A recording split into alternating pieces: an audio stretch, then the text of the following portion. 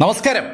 ഊവറും ആ രണ്ട് ഗ്രാൻഡ് മാസ്റ്റേഴ്സും മാർക്കിനും താനിഷയ്ക്കും നീലിന് നേരെ നടന്നു വരുമ്പോൾ നീല് താനിഷയുടെ മുന്നിലേക്ക് കയറുന്നിട്ട് താനിഷയോട് പറഞ്ഞു, ഏയ് താനിഷി, നീ പേടിക്കണ്ട, ഞാൻ നിന്നെ സംരക്ഷിക്കും. ശരിക്കും നീലിന് താനിഷയുടെ മുന്നിൽ ഹീറോ ആകാനുള്ള ഒരു അവസരം വരികയാണ്. നീല് പറയുന്നത് മാർക്കും കേട്ടു. മാർക്ക് പുഞ്ചിരിയോട് കൂടി നീലിനൊന്ന് നോക്കിയിട്ട് തനിക്ക് നേരെ നടന്നു വരുന്ന ഊവറോടായി പറഞ്ഞു, മിസ്റ്റർ ഊവർ, നിങ്ങളെ ഞാൻ സമ്മതിച്ചു തന്നിരിക്കുന്നു. നിങ്ങൾ ഇത്രയും കാലം എനിക്ക് വേണ്ടി കാത്തു നിന്നത് എന്നെ ശരിക്കും അതിശയപ്പെടുത്തുകയാണ്. ശരിക്കും ഇതിനു വേണ്ടി എന്താ ബ്ലാക്ക് കുടുംബം നിങ്ങൾക്ക് നൽകുന്നത്? ഏകദേശം 3 മാസക്കാലം ഊവറും ആ രണ്ട് ഗ്രാൻഡ് മാസ്റ്റേഴ്സും മാർക്ക് ഫെല്ലർക്ക് വേണ്ടി കാത്തിരിക്കുകയായിരുന്നു എന്നുള്ള കാര്യം ഇപ്പോൾ മാർക്കിന് അറിയാം. മാർക്ക് പറഞ്ഞത് കേട്ടതും ഊവർ മാർക്കിനോട് പറഞ്ഞു, മാർക്ക്, നിനക്ക് അത് മനസ്സിലാകില്ല. ഹേയ് ഊവർ, എനിക്ക് മനസ്സിലാകാത്തതുകൊണ്ടൊന്നുമല്ല ഞാൻ അങ്ങനെ ചോദിച്ചത്. നിന്റെ സ്ഥാനത്ത് ഞാനാണെങ്കിൽ ഞാൻ എപ്പോഴും വീട്ടിൽ പോയിനെ. മാർക്ക്, നീ കാരണം കഴിഞ്ഞ 3 മാസവും ഞങ്ങൾ വീട്ടിൽ പോകാതെ ഇവിടെ കാത്തിരിക്കുകയായിരുന്നു. ഡിവൈൻ ആൽക്കമിസ്റ്റ് പൗലിന്റെ അടുത്തിന് ഞങ്ങൾ ഉണ്ടായിരുന്നു. വീട്ടിൽ പോകാതെ 3 മാസക്കാലം ഡിവൈൻ ആൽക്കമിസ്റ്റ് പൗലിന് മുന്നിലുള്ള ആ ചെറിയ കാട്ടിലും ആ റോഡിലും ഹോട്ടലിലുമായി അവർ ഉണ്ടായിരുന്നുവെന്നാണ് അവർ പറയുന്നത്. അങ്ങനെ ഊവർ പറഞ്ഞതും മാർക്ക് അയാളോട് ചോദിച്ചു, അല്ല മിസ്റ്റർ ഊവർ, ഞാൻ എന്തുകൊണ്ടായിരിക്കാം ഇപ്പോ ഈ റോഡിലോട്ട് ഇറങ്ങിയത് എന്ന് നിങ്ങൾ ആലോചിച്ചായിരുന്നു? മാർക്ക്, നീ ഒരു മണ്ടനായോണ്ടാ ഇറങ്ങിയത്. നിനക്ക് ഡിവൈൻ ആൽക്കമിസ്റ്റ് പൗലിന്റെ പ്രൊട്ടക്ഷൻ ഉണ്ടായിരുന്നുകൊണ്ടല്ലേ നിന്നെ ഞങ്ങൾ തൊടാത്തത്. നീ ഒരു പമ്പന വിഡ്ഢിയാണ്, അതുകൊണ്ടല്ലേ അവരുടെ പ്രൊട്ടക്ഷൻ ഇല്ലാത്ത ഒരു സ്ഥലത്തേക്ക് നീ ഒറ്റയ്ക്ക് വന്നത്. അങ്ങനെ ഊവർ പറഞ്ഞതും മാർക്ക് ഊവറോട് പറഞ്ഞു, ഓഹോ, അങ്ങനെയാണോ നിങ്ങൾ എന്നെ കുറിച്ച് കരുതിയിരിക്കുന്നത്? മാർക്ക്, 3 മാസങ്ങൾക്ക് മുമ്പ് ഞാൻ നിന്നെ കണ്ടതാണ്. ഈ 3 മാസം കൊണ്ട് ഒരു മാറ്റവും നിന്നിൽ ഉണ്ടാകാനുള്ള ഒരു സാധ്യതയുമില്ല. അതുകൊണ്ട് നിന്നോട് അധികം സംസാരിക്കാനൊന്നും എനിക്ക് താല്പര്യമില്ല. അങ്ങനെ പറഞ്ഞ അയാൾ പെട്ടെന്നാണ് അയാളുടെ ആ ഇന്റേണൽ ഷീ അഥവാ ഇന്റേണൽ എനർജി ഒന്ന് റിലീസ് ചെയ്യുന്നത്. ശരിക്കും അയാളുടെ ശരീരത്തിൽ നിന്ന് ഇന്റേണൽ എനർജി അങ്ങനെ റിലീസ് ചെയ്യുമ്പോൾ അയാൾ ഒരു പീക്ക് ലെവൽ ഗ്രാൻഡ് മാസ്റ്റർ ആണെന്ന് ആ കാഴ്ച വിളിച്ചു പറയുകയാണ്. ശരിക്കും ഒരു പ്രഷർ അയാൾ ചുറ്റും സൃഷ്ടിച്ചു എന്ന് പറയാം. അത് കണ്ടതും താനിഷയും അതുപോലെ നീലും ശരിക്കും ഒന്ന് പരിങ്ങി. നീലിപ്പോ യഥാർത്ഥത്തിൽ ഒരു ഗ്രാൻഡ് മാസ്റ്റർ ലെവലുള്ള കക്ഷിയാണ്. യഥാർത്ഥ ഗ്രാൻഡ് മാസ്റ്റർ ആണോ നീലെന്ന് ചോദിച്ചാൽ അല്ല. നീല് മാർക്കിനെ പോലെ ഒരു പാസ്റ്റ് മാസ്റ്ററാണ്. മാർക്കാണെങ്കിൽ പാസ്റ്റ് മാസ്റ്റർ ലെവലിലെ പീക്ക് ലെവലിലുമാണ്. നീല് അത്രയും എത്തിയിട്ടില്ല. ഗ്രാൻഡ് മാസ്റ്റർ ആയിട്ട് അവർ രണ്ടുപേരും മാറിയിട്ടില്ല എന്നതാണ് സത്യം. ഊവർ ആ എനർജി റിലീസ് ചെയ്തപ്പോൾ ശരിക്കും ഭയന്നുപോയ താനിഷയുടെ മുന്നിലേക്ക് ഒന്നുകൂടി വ്യക്തമായിട്ട് നീല് കയറി നിൽക്കുകയാണ്. നീല് ആ പെൺകുട്ടിക്ക് സംരക്ഷണം കൊടുക്കുമെന്ന് ഏതാണ്ട് ഉറപ്പിച്ചു നിൽക്കുകയാണ്. പക്ഷേ മാർക്കിന്റെ മുഖത്ത് ഒരു ഭാവമാറ്റവുമില്ല. മാർക്ക് ഊവർ തന്നെ അങ്ങനെ നോക്കി നിൽക്കുകയാണ്. എനർജി റിലീസ് ചെയ്തുകൊണ്ടിരുന്ന ഊവർ പെട്ടെന്നാണ് അയാളുടെ 2 കൈയും ഒന്ന് അനക്കിയത്. ആ നിമിഷത്തിൽ അയാൾക്കും മാർക്കിനുമിടയിൽ ഒരു കാറ്റ് രൂപപ്പെടുകയാണ്. ശരിക്കും 2 കൈയുടെ രൂപത്തിൽ അതിശക്തമായ ഒരു കാറ്റ് മാർക്കിന് നേരെ പാഞ്ഞു വന്നു. കൺട്രോൾഡ് കാറ്റെന്ന് പറയാം. ശക്തമായ കാറ്റിനെ നമ്മളൊന്ന് ശ്രദ്ധിച്ചാൽ ആ കാറ്റിന്റെ അറ്റത്ത് 2 പക്ഷിക്കാലുകൾ നമുക്ക് കാണാം. പക്ഷിയുടെ കാലുകൾ പോലെ ചുറ്റുമുള്ള വായുവിനെ നിയന്ത്രിച്ച് എത്തിച്ചിരിക്കുകയാണ് ഊവർ. ആ 2 പക്ഷിക്കാലുമായി ഊവർ മാർക്കിനെ ശക്തമായി ആക്രമിച്ചു. ആ കാലുകൾ അതിവേഗതയിൽ മാർക്കിന്റെ പുറത്തുനിന്ന് തറയ്ക്കുകയായിരുന്നു. മാർക്കിന്റെ ബോഡി വലിച്ചു കീറാനുള്ള ഒരു പവർ ആ കാലുകൾക്കുണ്ടെന്നർത്ഥം. പക്ഷെ മാർക്ക് ആ കാലുകൾ അവന്റെ പുറത്തേക്ക് വന്ന് പതിക്കുമ്പോഴും അനങ്ങുന്നതേയില്ല. എന്താണ് ഊവറിന്റെ ശക്തി എന്ന് അറിയാൻ വേണ്ടി മാർക്ക് അങ്ങനെ നിന്നുപോയതാണോ അതോ ഭയന്നു പോയതാണെന്ന് തിരിച്ചറിയാൻ കഴിയാത്ത ഒരു സാഹചര്യം.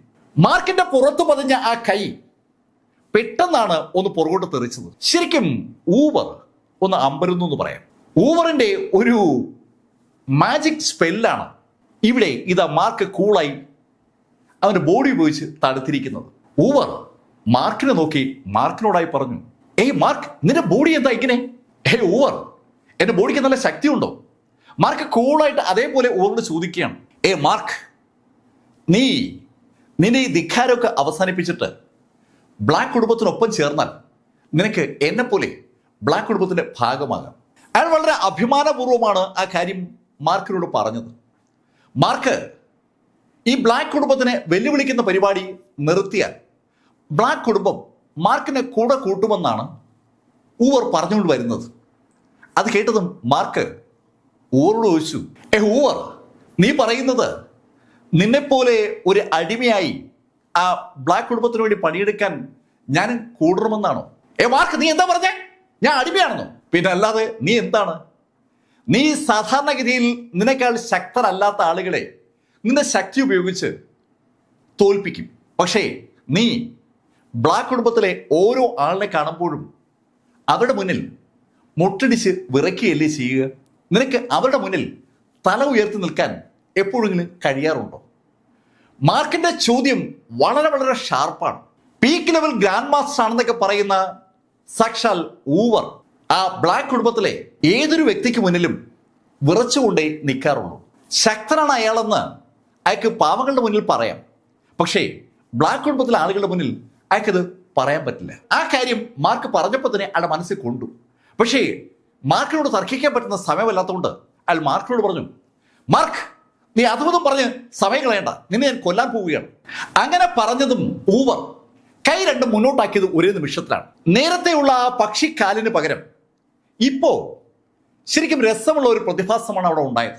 അയാൾ കൈ രണ്ടും ഒരുപോലെ മുന്നോട്ട് കൊണ്ടുവന്നതും അയാളുടെ കൈക്ക് മുന്നിലുള്ള വായു ഒന്ന് മുന്നോട്ട് കുതിച്ചു. ശരിക്കും മുകളിലേക്ക് പൊങ്ങി കറങ്ങുന്ന ശൈലിയാണ് ആ വായുവിൻ്റെ ഒരു മുന്നോട്ടുള്ള കുതിപ്പ്. നമ്മൾ കടற்കരയിൽ കാണുന്ന തിരമാലയുടെ ശൈലിയിൽ വായു ഇങ്ങനെ കറങ്ങി മാർക്കിനെതിരെ പാഞ്ഞു വരികയാണ്. ശരിക്കും വായു കൊണ്ട് ഒരു തിര ഉണ്ടാക്കുകയാണ് യഥാർത്ഥത്തിൽ ഇവിടെ ഊവർ ചെയ്തത്. ഊവറിന്റെ രസകരമായ ഒരു മാന്ത്രിക സ്പെല്ലാണത്. വായുവിനെ തിരയാക്കി മാറ്റുന്ന ആ സ്പെല്ല് മാർക്കിന്റെ ബോഡിക്കടുത്തെത്തിയതും മാർക്ക് ഒരു പഞ്ച്, ശരിക്കും കൂളായിട്ടാണ് മാർക്ക് പഞ്ച് ചെയ്യുന്നത്. ആ നിമിഷത്തിൽ ആ കാറ്റ് തിര ചിതറി അങ്ങ് മാറി. മാർക്കിന്റെ പഞ്ച് ആ തിരയിൽ പതിച്ചതും ആ കാറ്റ് തിര ചെറിയ കഷ്ണങ്ങളായി അങ്ങ് ചിതറുകയാണ്. അത് കണ്ടതും ഊവർ പറഞ്ഞു, മാർക്ക്, കൊള്ളാം, ഒരു സ്പെല്ല് നിനക്ക് തടുക്കാൻ പറ്റി, അങ്ങനെയാണെങ്കിൽ ഈ രണ്ടാമത്തെ സ്പെല്ലും? അങ്ങനെ ചോദിച്ചുകൊണ്ട് വീണ്ടും അയാൾ ഒരു സ്പെല്ലൂടെ സൃഷ്ടിക്കുകയാണ്.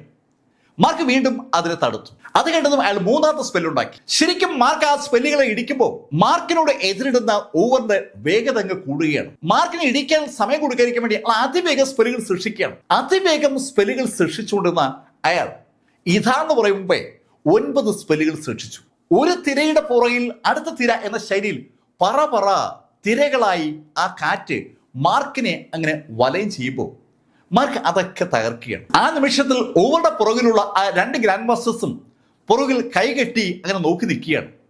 അവർ ഓവറോട് പറഞ്ഞു, ഓവർ, ഇവനോട് കളിച്ചു നിന്നാൽ പറ്റത്തില്ല.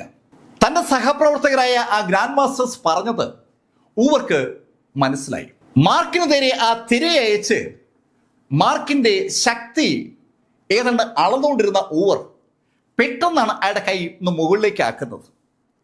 അയാളുടെ കൈയുടെ ആക്ഷൻ അതുവരെ നേരെയായിരുന്നെങ്കിൽ ഇപ്പൊ ഇതാ മുകളിലേക്ക് വരികയാണ്. കൈ മുകളിലേക്ക് ആക്കുന്ന ഊവർ അതിനിടയിൽ എന്തോ മാന്ത്രിക വാചകങ്ങൾ പറയുന്നുമുണ്ട്. ഒരു മന്ത്രം അയാൾ ഉരുവിടുകയാണ്. ശരിക്കും വളരെ ശബ്ദം താഴ്ത്തി ആ മന്ത്രം അയാൾ പറഞ്ഞപ്പോൾ അയാളുടെ ആ ഇരു കരങ്ങൾക്കിടയിലായി വായുവിന് പകരം ഇപ്പോ ഉണ്ടായിരിക്കുന്ന പ്രകാശമാണ്. നേരത്തെ മാർക്കിനും അയാൾക്കും ഇടയിലുള്ള വായുവിനെയാണ് അയാൾ ആയുധമാക്കിയെങ്കിൽ ഇപ്പം അവർക്കിടയിലുള്ള പ്രകാശത്തെ അയാൾ ആ കൈക്കുള്ളിലേക്ക് കൊണ്ടുവന്നിരിക്കുകയാണ്. ചുറ്റുമുള്ള പ്രകൃതി ശക്തികളെ നിയന്ത്രിക്കാനുള്ള കപ്പാസിറ്റി ആ ഊവർക്കുണ്ടെന്ന അർത്ഥം.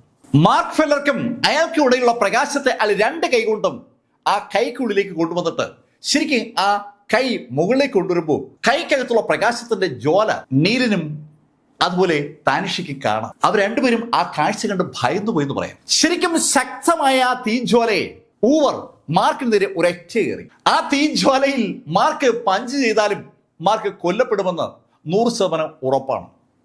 അത് ഊവർക്കറിയാം. ഊവർ അതുകൊണ്ട് തന്നെ മാർക്കിന്റെ ആ പഞ്ച് എങ്ങനെ ഉണ്ടെന്ന് കാണാൻ വേണ്ടി മാർക്കിനെ എങ്ങനെ സൂക്ഷിച്ചു നോക്കുന്നതും മാർക്ക് ആ നിമിഷം നിന്ന സ്ഥലത്ത് നിന്ന് അപ്രത്യക്ഷമായി. മാർക്ക് ആ തീജ്വാലയിൽ പഞ്ച് ചെയ്യുന്നത് കാണാൻ വേണ്ടി കാത്തു നിന്ന ഊവറെ ഞെട്ടിച്ചുകൊണ്ടാണ് ആ തീജ്വാലയുടെ മുന്നിൽ നിന്ന് മാർക്ക് അപ്രത്യക്ഷമാകുന്നത്. Shrinking earth by an inch എന്നുള്ള മാർക്കിന്റെ ആ സൂത്രവാക്യം, ആ മാന്ത്രിക സ്പെല്ല് മാർക്ക് ആക്ടിവേഷൻ നടത്തിയതാണ്. അതിന്റെ ഫലമായി മാർക്കും ഊവറും തമ്മിലുണ്ടായിരുന്ന അകലം നിമിഷ നേരം കൊണ്ട് അങ്ങ് കുറഞ്ഞു. കണ്ണടച്ച് തുറക്കും മുമ്പേ മാർക്ക് ഫെല്ലർ ഊവറുടെ തൊട്ടു പുറകിലെത്തി. ഊവറുടെ രണ്ട് കൈയും ആ ഗോളത്തെ നിയന്ത്രിക്കുന്ന പരിപാടിയിലാണ്. ശരിക്കും അതിശക്തമായ ആ ഊർജത്തെ മാർക്കിന് നേരെ കേന്ദ്രീകരിച്ചിരുന്ന ഊവർ തന്റെ തൊട്ടു പുറകിൽ മാർക്ക് എത്തിയത് അറിഞ്ഞില്ല എന്നതാണ് സത്യം. ഹേ ഊവർ, നീ എന്നെ കുറിച്ച് എന്താ കരുതിയത്? ഞാൻ അതിനെ അങ്ങ് നേരിടുമെന്നാ നീ കരുതിയത്? ഊവറുടെ ആ സ്പെല്ലിനെ ഡയറക്റ്റ് ആയിട്ട് മാർക്ക് അറ്റാക്ക് ചെയ്തെങ്കിൽ മാർക്കിന് ഗുരുതരമായി പരിക്ക് പറ്റുകയോ മാർക്ക് കൊല്ലപ്പെടുകയോ ചെയ്യുമായിരുന്നു. ആ കാര്യം ഊവർക്കറിയാം. മാർക്ക് തൊട്ടു പുറകിൽ നിന്ന് പെട്ടെന്ന് അങ്ങനെ ചോദിച്ചതും ഊവർ ശരിക്കും വിറച്ചു എന്ന് പറയാം. അയാളുടെ പൂർണ്ണ ശ്രദ്ധ ആ ഗോളത്തിലായിരുന്നു. ആ ഗോളത്തിന് അപ്പുറത്ത് മാർക്ക് ഫെല്ലർ ഉണ്ടായിരുന്നു. പക്ഷെ ഇപ്പൊ ഇതാ മാർക്കിന്റെ ശബ്ദം അയാളുടെ ചെവിയുടെ തൊട്ടു പുറകിൽ കേൾക്കുന്നത്. ഞെട്ടിപ്പോയ ഊവറിന്റെ കൈ ഒന്ന് അനങ്ങിയതും മാർക്കിന്റെ കൈ അയാളുടെ പുറത്ത് പതിച്ചതും ഒരേ നിമിഷത്തിലാണ്. മാർക്കിന്റെ അതിശക്തമായ ഒരു പഞ്ച് അയാളുടെ നട്ടലിൽ ആ നിമിഷമാണ് പതിക്കുന്നത്. തികച്ചും അപ്രതീക്ഷിതമായി അയാളുടെ നട്ടലിൽ മാർക്കിന്റെ ആ വലത് മുഷ്ടി പതിഞ്ഞതും ഊവർ അന്തരീക്ഷത്തിലേക്ക് ഉയർന്നത് ഒരേ നിമിഷത്തിലാണ്. ശരിക്കും ഊവർ ആകാശത്തോടെ പറക്കുകയായിരുന്നു പറയാം. തന്റെ രണ്ട് കൈ ഉപയോഗിച്ച് ആ തീഗോളം സൃഷ്ടിക്കാനായി ശ്രമിച്ചിരുന്ന ഊവർ ഇടിയേറ്റ് മുകളിലേക്ക് തെറിക്കുമ്പോൾ അയാളുടെ ആ മാന്ത്രിക സ്പെല്ല് പൂർണ്ണമായും ബ്രേക്കായി. എന്താണ് സംഭവിക്കുന്നതെന്ന് ഊവർക്ക് മനസ്സിലാകും മുമ്പ് ഊവർ ഏതാനും അടി ദൂരേക്ക് തെറിച്ച് താഴേക്ക് വീണു. താഴേക്ക് വീണ അയാൾക്ക് എണീക്കാൻ പറ്റുന്നില്ല. അയാളുടെ നട്ടല് ഏതാണ്ട് നുറുങ്ങിയെന്ന് പറയാം. ചോര അയാളുടെ വായുടെ പുറത്തേക്ക് വരികയും ചെയ്തു. ഈ കാഴ്ച ഊവർക്കൊപ്പമുള്ള ആ രണ്ട് ഗ്രാൻഡ് മാസ്റ്റേഴ്സും കണ്ടു. അവർക്ക് വിശ്വസിക്കാനാവാത്ത ഒരു കാഴ്ചയാണ് അവർ കണ്ടിരിക്കുന്നത്. ആ പീക്ക് ലെവൽ ഗ്രാൻഡ് മാസ്റ്റേഴ്സ് വല്ലാത്തൊരു അവസ്ഥയിലാണ്. ദൂരേക്ക് തെറിച്ചു വീണിരിക്കുന്ന ഊവറുടെ അടുത്തേക്ക് ഓടണമോ അതോ മാർക്കിനെ നേരിടണമോ തീരുമാനമെടുക്കാൻ പറ്റാത്ത ഒരു സാഹചര്യത്തിലേക്ക് അവരെത്തിയിരിക്കുകയാണ്. അവരേതാണ്ട് സ്ട്രക്കായി നിൽക്കുകയാണ്. ആ നിമിഷത്തിലാണ് തറയിൽ വീണ് കിടക്കുന്ന ഊവർ അവരെ വിളിക്കുന്നത്. ഊവറുടെ ശബ്ദം കേട്ട് ഊവറിനെ അവർ നോക്കുമ്പോൾ ഊവർ അയാളുടെ വലത് കൈ ഒരു പ്രത്യേക ആക്ഷനിൽ ഉയർത്തിപ്പിടിച്ചിരിക്കുകയാണ്. ആ ആക്ഷന്റെ രീതി കണ്ടതും ആ ഗ്രാൻഡ് മാസ്റ്റേഴ്സിന് കാര്യം മനസ്സിലായി. അവരും അവരുടെ വലത് കൈ മുകളിലേക്ക് ഉയർത്തി. ആ മൂന്ന് പേരും ഒരേ സമയത്ത് മുകളിലേക്ക് കൈ ഉയർത്തിയതും മൂന്ന് തൂണുകൾ മുകളിലേക്ക് ഉയർന്നു വന്നു. ശരിക്കും മൂന്ന് പ്രകാശത്തിന്റെ തൂണുകളാണ് മുകളിലേക്ക് ഉയർന്നത്. എന്താണ് സംഭവിക്കുന്നതെന്ന് കൃത്യമായും മാർക്കിനും അവിടെ മനസ്സിലായിട്ടില്ല. മാർക്ക് കാണുന്നത് മൂന്ന് ലൈറ്റ് ബീമുകളാണ്. ശക്തമായ പ്രകാശം മോഹിപ്പിക്കുന്ന മൂന്ന് ബീമുകൾ ആ ഗ്രാൻഡ് മാസ്റ്റേഴ്സിന്റെയും ഊവറിന്റെയും ആക്ഷന്റെ ഫലമായി ഉണ്ടാകുന്നത് മാർക്ക് കണ്ടു. മാർക്ക് ആ പ്രകാശത്തിലേക്ക് നോക്കിയ ആ നിമിഷത്തിൽ ആ മൂന്ന് പ്രകാശ ബീമുകളും മാർക്കിന്റെ തലയ്ക്ക് മുകളിലെത്തി. ആ മൂന്ന് ബീമുകളും മാർക്കിന്റെ തലയ്ക്ക് മുകളിലെത്തിയതും ആ മൂന്ന് ബീമുകളും തമ്മിൽ ഒരു കോമ്പിനേഷൻ രൂപപ്പെട്ടു. ശരിക്കും അവ ഒരു ത്രികോണാകൃതിയിൽ ഒരു ടവർ പോലെ പെട്ടെന്നാ മാറിയത്. മാർക്കിന്റെ തലയ്ക്ക് മുകളിൽ അനവധി സൂര്യന്മാർ ഒന്നിച്ച് ഉദിച്ചുയർന്നതുപോലെ ഒരു പ്രകാശം ഇതാ രൂപപ്പെട്ടിരിക്കുകയാണ്. മാർക്ക് ഊവറോട് ചോദിച്ചു, ഏയ് എന്താ ഇത്? ഏയ് മാർക്ക്, ഇതാണ് ഗോൾഡൻ ടവർ. ഈ ഗോൾഡൻ ടവർ ഞങ്ങളുടെ ഒരു സ്പെഷ്യാലിറ്റിയാണ്. ഇതിനെ തകർക്കണമെങ്കിൽ ഞങ്ങളെക്കാൾ ശക്തി നിനക്ക് വേണം. ഇതിന്റെ പ്രത്യേകത എന്താണെന്ന് നിനക്ക് അറിയാവോ? ഇത് ആക്ടിവേഷൻ ചെയ്താൽ പിന്നെ നിനക്ക് മൂവ് ചെയ്യാൻ പറ്റില്ല. ഊവർ പറഞ്ഞ കാര്യം കേട്ടതും മാർക്ക് അതിവേഗം shrinking earth by an inch എന്നുള്ള മാർക്കിന്റെ ആ സ്പെല്ല് ഒരടി കാല് മുന്നോട്ട് വെക്കുമ്പോഴേക്കും 12 അടി ദൂരത്തെത്തുന്ന മാർക്കിന്റെ ആ മാന്ത്രിക സ്പെല്ല് മാർക്ക് ആക്ടിവേഷൻ നടത്തി മുന്നോട്ട് കുതിച്ചപ്പോൾ മാർക്കിന് ഒരു കാര്യം കൂടി ബോധ്യമായി. മാർക്ക് മൂവ് ചെയ്യുമ്പോൾ അതിനനുസരിച്ച് ആ ടവറും മൂവ് ചെയ്യണം. മാർക്കിനെ ആ ടവർ തളച്ചു എന്ന് പറയാം. ആ യാഥാർത്ഥ്യം മാർക്ക് മനസ്സിലാകുമ്പോഴേക്കും ഊവറിന്റെ ചിരി അവിടെ ഉയർന്നു കേൾക്കുകയാണ്. മാർക്ക്, നീ അവസാനിച്ചടാ. അങ്ങനെ ഊവർ പറഞ്ഞതും ആ മൂന്ന് ബീമുകളിൽ തീർക്കപ്പെട്ട ടവർ നേരെ താഴേക്ക് പതിച്ചതും ഒരേ നിമിഷത്തിലാണ്. ശരിക്കും ആ ട്രയാങ്കിൾ ടവറിനകത്ത് മാർക്ക് പെട്ടു. മാർക്കിന് ചുറ്റും ഒരു പ്രകാശ വലയമാണ്. ഒരു ഗോൾഡൻ ടവറിനകത്ത് മാർക്ക് അങ്ങനെ പെട്ടതും ഊവർ ഉറക്കെ ചിരിച്ചു. മാർക്ക്, നീ അവസാനിച്ചു. ഇനി നിന്റെ അന്ത്യം ആ ടവറിനകത്താണ്. ആ ടവറിനകത്ത് കിടന്ന് മാർക്ക് പൂർണ്ണമായും ഇല്ലാതായി കഴിയുമ്പോഴേ ആ ടവർ അവർ പിൻവലിക്കത്തുള്ളൂ. ഈ സമയത്ത് ആ രണ്ട് ഗ്രാൻഡ് മാസ്റ്റേഴ്സും നടന്ന് ഊവറിന്റെ അടുത്തെത്തി. അവർ ഊവറെ പിടിച്ചെണീപ്പിച്ചു. ഊവറിന്റെ മുതുകിൽ കാര്യമായ പരിക്കേറ്റിട്ടുണ്ട്. അയാളുടെ നട്ടല് പൊട്ടിയിട്ടുണ്ട്. അയാൾക്ക് എണീറ്റ് നിൽക്കാൻ തന്നെ ബുദ്ധിമുട്ടുണ്ട്. പക്ഷേ എണീറ്റ ഊവർ അയാളുടെ ഇന്റേണൽ എനർജി ഒന്ന് സർക്കുലേറ്റ് ചെയ്ത് അയാളുടെ ബോഡിയിലെ പരിക്ക് ഒന്ന് ക്രമീകരിക്കുകയാണ്. ആ സമയത്താണ് ഊവർക്കൊപ്പമുള്ള ആ ഗ്രാൻഡ് മാസ്റ്റേഴ്സ് നീലിനെയും അതുപോലെ താനിഷയും കാണുന്നത്. നേരത്തെ താനിഷയും നീലും അവിടെ ഉണ്ട്, പക്ഷെ അവർ ശ്രദ്ധിച്ചിരുന്നില്ല എന്നാണ് സത്യം. അവരെ കണ്ടതും ആ ഗ്രാൻഡ് മാസ്റ്റേഴ്സ് ഊവറോട് ചോദിച്ചു, ഊവർ ഇവരെന്ത് ചെയ്യണം? ആ ചോദ്യം ആ ഗ്രാൻഡ് മാസ്റ്റേഴ്സ് ചോദിച്ചതും ഊവർ നീലിനെ താനിഷയും നോക്കിയിട്ട് അവരോട് പറഞ്ഞു, തെളിവുകൾ എത്ര ചെറുതാണെങ്കിലും ഇല്ലാതാക്കുന്ന നല്ലത്. ഊവർ പറഞ്ഞതിന്റെ അർത്ഥം ആ ഗ്രാൻഡ് മാസ്റ്റേഴ്സിന് അറിയാം. ആ ചെറുപ്പക്കാരനും ആ യുവതിയും അവിടുന്ന് ജീവനോടെ പോകാൻ പാടില്ല. ഊവറുടെ മനസ്സിലിരിപ്പ് മനസ്സിലാക്കിയ ആ ഗ്രാൻഡ് മാസ്റ്റേഴ്സ് അതിവേഗം നീലിനും താനിഷയ്ക്ക് മുന്നിലേക്ക് എത്തി.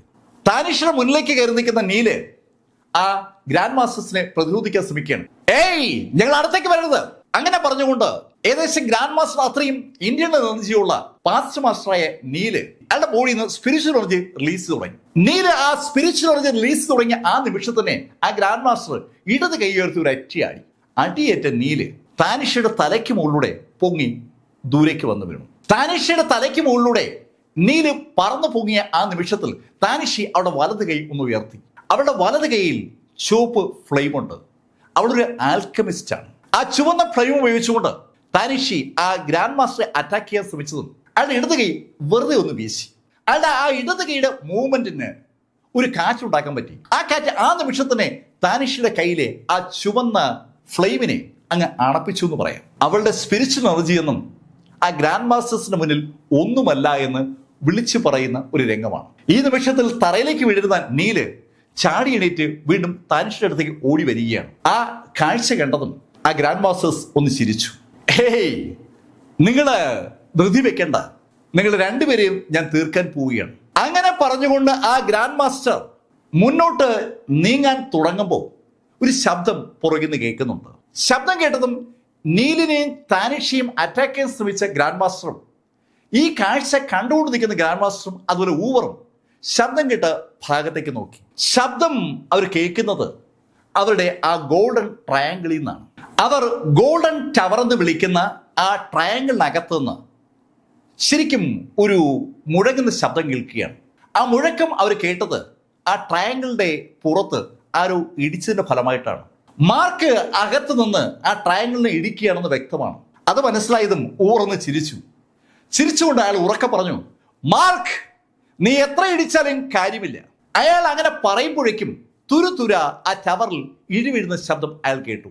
ആ നിമിഷം തന്നെ അയാൾക്കൊപ്പമുള്ള ആ രണ്ട് ഗ്രാൻഡ് മാസ്റ്റേഴ്സും ശരിക്കും ഞെട്ടലോടുകൂടി ആ കാഴ്ച കണ്ടു. അവരുടെ ഗോൾഡൻ ടവർ ചെറു കഷ്ണങ്ങളായി ചിതറുന്ന കാഴ്ചയാണ് അവർ കാണുന്നത്. ആ ഗോൾഡൻ ടവർ ചിതറി തെറിച്ചതും അതിനകത്തുനിന്ന് കൂളായി മാർക്ക് ഫെല്ലർ പുറത്തേക്ക് നടന്നു വരികയാണ്. ആ മൂന്നംഗ ടീമിന്റെ സ്പെഷ്യൽ ആക്ഷനാണ് യഥാർത്ഥത്തിൽ ആ ഗോൾഡൻ ടവർ. അവരുടെ ട്രംപ് കാർഡെന്ന് നമുക്കതിനെ വിളിക്കാം. ആ ട്രംപ് കാർഡാണ് ഇതാ തകർക്കപ്പെട്ടിരിക്കുന്നത്. മറ്റാർക്കും കഥ മനസ്സിലാകില്ലെങ്കിലും അവർക്ക് മൂന്നു പേർക്കും കഥ മനസ്സിലാകും. ആ ടവർ തകർക്കപ്പെട്ടുവെങ്കിൽ അതിൻ്റെ അർത്ഥം ഒന്നു മാത്രമാണ്, അവരെക്കാൾ ശക്തനാണ് മാർക്ക് ഫെല്ലർ. ആ യാഥാർത്ഥ്യം ഊവറുടെയും ആ ഗ്രാൻഡ് മാസ്റ്റേഴ്സിന്റെയും മനസ്സിലേക്ക് കടന്നു വന്നതും ഒരു ഭയം അവരുടെ മൂന്ന് പേരിലും ഉണ്ടായി. ഭയന്നുപോയ ആ മൂവർ സംഘം എന്ത് ചെയ്യണമെന്നറിയാതെ മാർക്കിനെ നോക്കുമ്പോഴേക്കും മാർക്ക് അതിൽ ഒരു ഗ്രാൻഡ് മാസ്റ്ററെ അടുത്ത് എത്തിക്കഴിഞ്ഞിരുന്നു. അയാൾക്ക് എന്തെങ്കിലും ചെയ്യാൻ കഴിയുമ്പോൾ മാർക്കിന്റെ വലത് കൈ അയാളുടെ തലയിൽ പതിച്ചു. ശരിക്കും അയാളൊരു പീക്ക് ലെവൽ ഗ്രാൻഡ് മാസ്റ്ററാണ്. അയാൾക്ക് മാർക്കിനെ നേരിടാനുള്ള കപ്പാസിറ്റി ഉള്ളതാണ്. പക്ഷെ ആ ടവർ പൊളിഞ്ഞപ്പോൾ അവർ മൂന്ന് പേരും ഒരു വല്ലാത്ത മാനസികാവസ്ഥയിൽ എത്തിയിരുന്നു. ആ മാനസികാവസ്ഥയിൽ നിന്ന് പുറത്ത് കടക്കും മുമ്പാണ് അയാളുടെ തലയിൽ മാർക്ക് ആഞ്ഞടിക്കുന്നത്. ആ ഗ്രാൻഡ് മാസ്റ്റർ തൊട്ടടുത്തിരിക്കുന്ന ഗ്രാൻഡ് മാസ്റ്ററും ഊവറും ആ കാഴ്ച വ്യക്തമായും കാണുന്നുണ്ട്. തങ്ങളുടെ കൂടെയുള്ള ആ മൂന്നാമത്തെ ഗ്രാൻഡ് മാസ്റ്റർ തല ചിതറുന്ന കാഴ്ചയാണ് അവർ കണ്ടത്. ആ ഗ്രാൻഡ് മാസ്റ്ററുടെ തല ചെറിയ അതേ നിമിഷത്തിൽ ആ grand master internal energy Mark വലിച്ചെടുക്കുന്നതും മാർക്കിന്റെ വായിലേക്ക് ആ ഇന്റേണൽ എനർജി കയറി പോകുന്നതും കൂടി അവർ വ്യക്തമായി കണ്ടു. അതൊരു വല്ലാത്ത കാഴ്ചയാണ്. ശരിക്കും ശക്തമായൊരു പ്രകാശം മാർക്ക് ഒറ്റ കൈകൊണ്ട് വലിച്ചെടുത്ത് വായ്ക്കകത്തേക്ക് വലിച്ചു കയറ്റിയതുപോലെയാണ് അവർക്ക് തോന്നിയത്. ആ കൊല്ലപ്പെട്ട ഗ്രാൻഡ് മാസ്റ്റർ ബോഡിയിൽ നിന്ന് ശക്തമായൊരു പ്രകാശം മാർക്കിന്റെ വായിലൂടെ അങ്ങ് കടന്നു പോവുകയായിരുന്നു. ഒരു ഗ്രാൻഡ് മാസ്റ്ററുടെ ഇന്റേണൽ എനർജി ആ ശൈലിയിൽ മറ്റൊരാൾക്ക് വലിച്ചെടുക്കാൻ പറ്റുമെന്ന് സ്വപ്നത്തിൽ പോലും ഊവറും കൂടെയുള്ള ആളെ കരുതിയിട്ടുണ്ടായിരുന്നില്ല. അതുമാത്രമല്ല, പീക്ക് ലെവലിലെ ഒരു ഗ്രാൻഡ് മാസ്റ്ററെ ഒറ്റയടിക്ക് ആരെങ്കിലും കൊല്ലുന്നത് അവർക്ക് സങ്കല്പിക്കാനാവുന്ന കാര്യവുമല്ല. ഒരു നിമിഷം ഒന്ന് ഭയന്നു പോയെങ്കിലും ഓവറോടായി മറ്റേ ഗ്രാൻഡ് മാസ്റ്റർ പറഞ്ഞു, ഓവർ വേഗം ഓടിക്കോ, ബ്ലാക്ക് ഹോൾ വിളിച്ചു പറഞ്ഞ് റീഇൻഫോഴ്സ്മെന്റ് എത്തിക്കേ, ഞാൻ അതുവരെ മാർക്കിനെ പിടിച്ചു നിർത്താം. തന്റെ ജീവൻ അപകടത്തിലാണെന്ന് അറിഞ്ഞിട്ടും ആ പീക്ക് ലെവൽ ഗ്രാൻഡ് മാസ്റ്റർ മാർക്കിനെ പിടിച്ചു നിർത്താനുള്ള ഒരു ശ്രമത്തിലാണ്. കഥ മനസ്സിലായ ഊവർ പെട്ടെന്ന് സർവശക്തി സംഭരിച്ചുകൊണ്ട് ഓടാൻ തുടങ്ങി. അയാളുടെ നട്ടലിൽ കാര്യമായ ഒരു ഇടി മാർക്ക് നേരത്തെ കൊടുത്തതാണ്. അതുകൊണ്ട് തന്നെ അയാൾക്ക് ഓടാൻ ഒരുപാട് പരിമിതികളുണ്ട്. എന്നിട്ടും അയാളുടെ മുഴുവൻ ശക്തിയും എടുത്തുകൊണ്ട് ഓടുകയാണ്. ഓടിപ്പോകുന്ന ഊവർ മൈൻഡ് പോലും ചെയ്യാതെ ഷ്രിങ്ങിങ് എർത്ത് ബൈ ആൻ ഇഞ്ച് എന്നുള്ള ആക്ഷൻ ആക്ടിവിറ്റി ചെയ്ത മാർക്ക് ഇതിനിടയിൽ ആ രണ്ടാമത്തെ ഗ്രാൻഡ് മാസ്റ്ററെ മുന്നിലെത്തിയിരുന്നു. മാർക്കിന്റെ മൂവ്മെന്റ് തിരിച്ചറിഞ്ഞ ആ രണ്ടാമത്തെ ഗ്രാൻഡ് മാസ്റ്റർ പെട്ടെന്ന് തന്നെ ഒരു സ്പെല്ല് ആക്ടിവേറ്റ് ചെയ്തു. നേരത്തെ തടങ്കിൽ പിടിച്ച അതേ ആക്ഷനാണ് ഇവിടെ ഈ ഗ്രാൻഡ് മാസ്റ്റർ ആക്ടിവേറ്റ് ചെയ്തത്. മാർക്കിന് ചുറ്റുമായി ഒരു വലയം പെട്ടെന്ന് തീർക്കപ്പെട്ടത്. മാർക്കിന് ആ ഗ്രാൻഡ് മാസ്റ്റർ അടുത്ത് എത്താൻ കഴിയുന്നതിന് മുമ്പ് മാർക്കിന് ചുറ്റും ഒരു വലയം തീർക്കപ്പെടുകയായിരുന്നു. അത് കണ്ടതും മാർക്ക് പറഞ്ഞു, ഹേയ്, ഒരേ ആക്ഷൻ വീണ്ടും വീണ്ടും കാണിക്കുന്നത് ശുദ്ധ ബോറാണ്. അങ്ങനെ പറഞ്ഞുകൊണ്ട് മാർക്ക് തന്റെ ഇടത് കൈകൊണ്ട് ഒരൊറ്റ ഇടി. മാർക്കിന് ചുറ്റുമുള്ള ആ അദൃശ്യമായ കവറിങ് ആ ഇടിയേറ്റ് തകർന്നു. തന്റെ ശക്തി മുഴുവൻ ഉപയോഗപ്പെടുത്തിക്കൊണ്ടാണ് ആ ഗ്രാൻഡ് മാസ്റ്റർ മാർക്കിന് ചുറ്റും ഒരു കവർ ഉണ്ടാക്കിയത്. ഊർജം കൊണ്ട് ഒരു പ്രൊട്ടക്ഷൻ കവറാണ് മാർക്കിന് ചുറ്റും അയാൾ ഉണ്ടാക്കിയത്. ആ കവറാണ് മാർക്കിന്റെ ഇടത് കൈകൊണ്ടുള്ള ഒറ്റ പഞ്ചിൽ തകർന്നു വീണത്. ശരിക്കും ഭയന്നുപോയ അയാൾക്ക് ഓടണമോ മാർക്കിനോട് എതിരിടണമോ എന്ന് അറിയാൻ പറ്റാത്ത ഒരവസ്ഥയാണ്. താനിഷയും നീലും അമ്പരപ്പോടെ ആ രംഗത്തേക്ക് നോക്കുമ്പോൾ അവര് ആ കാഴ്ച കണ്ടു. മാർക്ക് ഫെല്ലർ ഒറ്റ അടിക്ക് ആ രണ്ടാമത്തെ ഗ്രാൻഡ് മാസ്റ്ററെ തല പിളർക്കുന്ന കാഴ്ചയാണ് അവർ കണ്ടത്. രണ്ടാമത്തെ ഗ്രാൻഡ് മാസ്റ്റർക്ക് ശരിക്കും ഫൈറ്റ് ചെയ്യണമെന്നുണ്ടായിരുന്നു.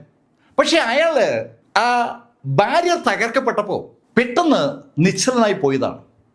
എന്ത് ആക്ഷനാണ് ഇനി താൻ എടുക്കേണ്ടതിനെ കുറിച്ച് അയാൾ ആലോചിക്കുമ്പോഴേക്കും അയാളുടെ തല മാർക്ക് അടിച്ചു പൊളിച്ചിരുന്നു.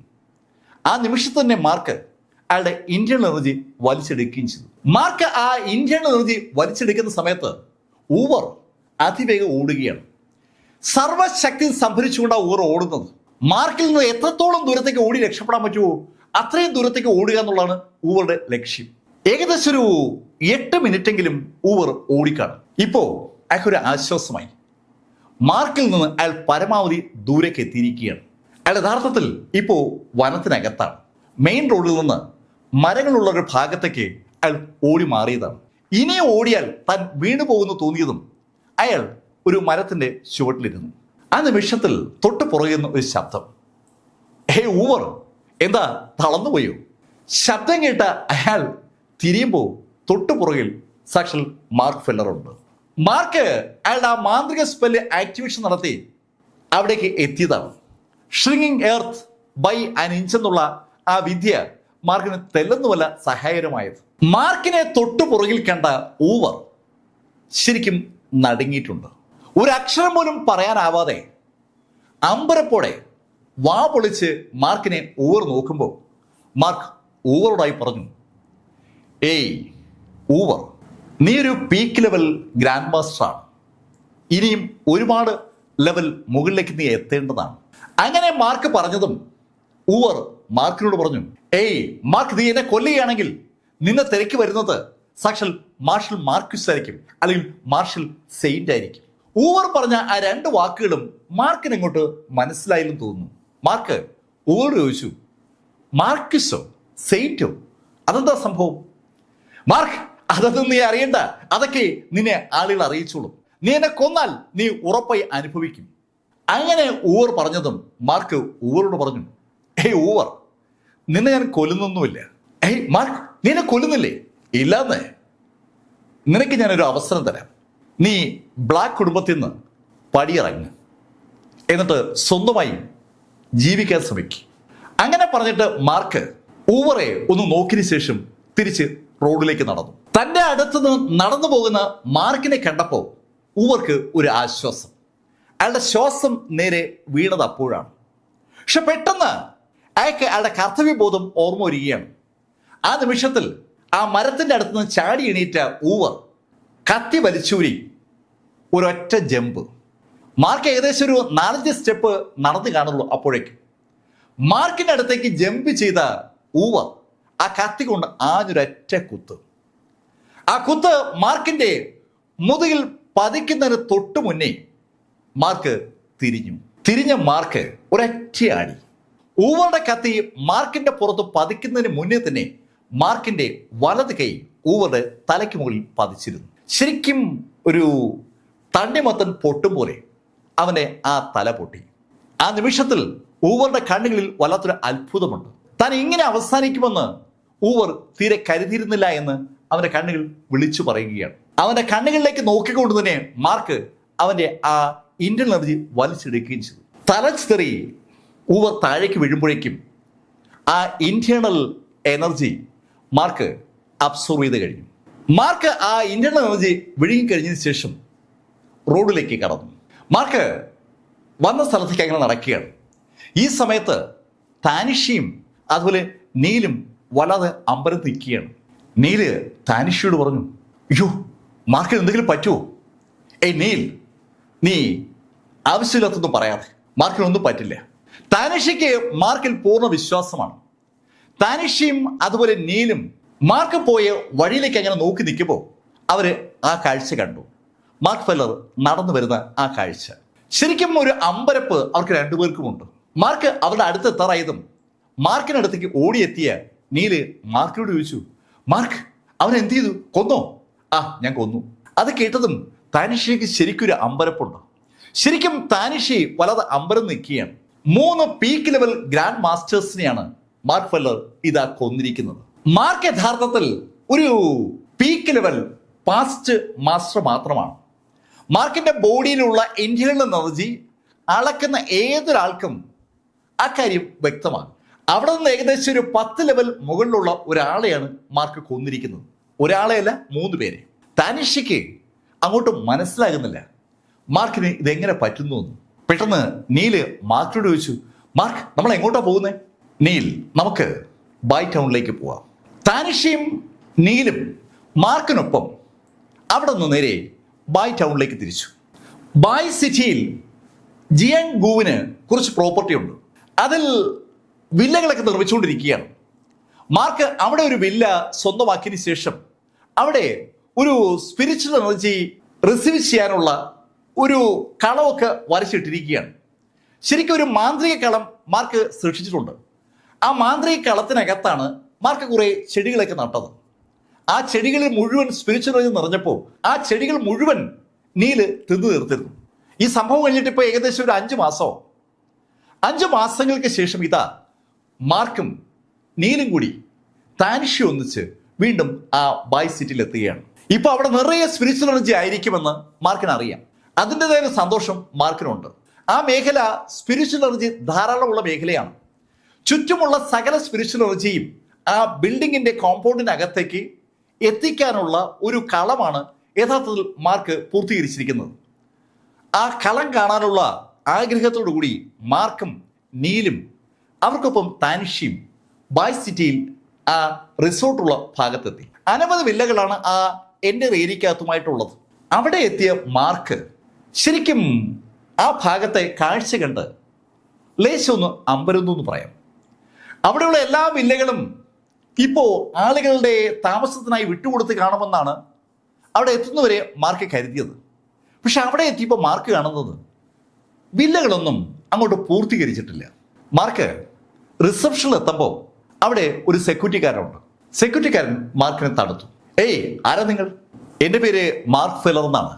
എനിക്കിവിടെ അകത്ത് ഒരു വില്ലയുണ്ട്. ഇവിടെ നിങ്ങൾക്ക് വില്ല ഉണ്ടെന്നോ? ഏതാ വില്ല? അത് ബിൽഡിംഗ് നമ്പർ 6 ആണ്. 6ഓ? ആ സെക്യൂരിറ്റി ഗാർഡിന് മാർക്ക് പറഞ്ഞ കാര്യം കേട്ടപ്പോൾ അവിടെ വിശ്വാസം വരുന്നില്ല. അയാൾ മാർക്കിനോട് പറഞ്ഞു, 6? അയ്യോ, അതിനുള്ള സാധ്യത ഇല്ലല്ലോ. അങ്ങനെ ആ സെക്യൂരിറ്റിക്കാരൻ പറഞ്ഞതും മാർക്ക് സെക്യൂരിറ്റിക്കാരനോട് പറഞ്ഞു, ഹേയ്, അത് എൻ്റെ ബിൽഡിംഗ് തന്നെയാണ്. മിസ്റ്റർ മാർക്ക് ഫെല്ലർ, നിങ്ങൾ പറയുന്നത് കേട്ടിട്ട് എനിക്കൊരു സംശയം തോന്നുന്നു. ഇതിപ്പോ കുറെ നാളുകൾക്ക് മുമ്പ് ഇതിന്റെ ഉടമസ്ഥാവകാശം മാറിയിട്ടുണ്ട്. നേരത്തെ നിങ്ങളുടെ കൈവശമായിരുന്ന പ്രോപ്പർട്ടി ഇപ്പോ വേറെ ആരെങ്കിലും വാങ്ങിച്ചിട്ടുണ്ടാവും. സെക്യൂരിറ്റിക്കാരൻ അങ്ങനെ പറഞ്ഞെങ്കിലും മാർക്ക് അയാളോട് പറഞ്ഞു, എന്നാലും എനിക്കതൊന്ന് കാണണം. അവിടെയുള്ള രജിസ്റ്ററിൽ മാർക്കിനോട് പേര് എഴുതിപ്പിച്ചിട്ടേ സെക്യൂരിറ്റിക്കാരൻ മാർക്കിനെ അകത്തേക്ക് വിട്ടുള്ളൂ.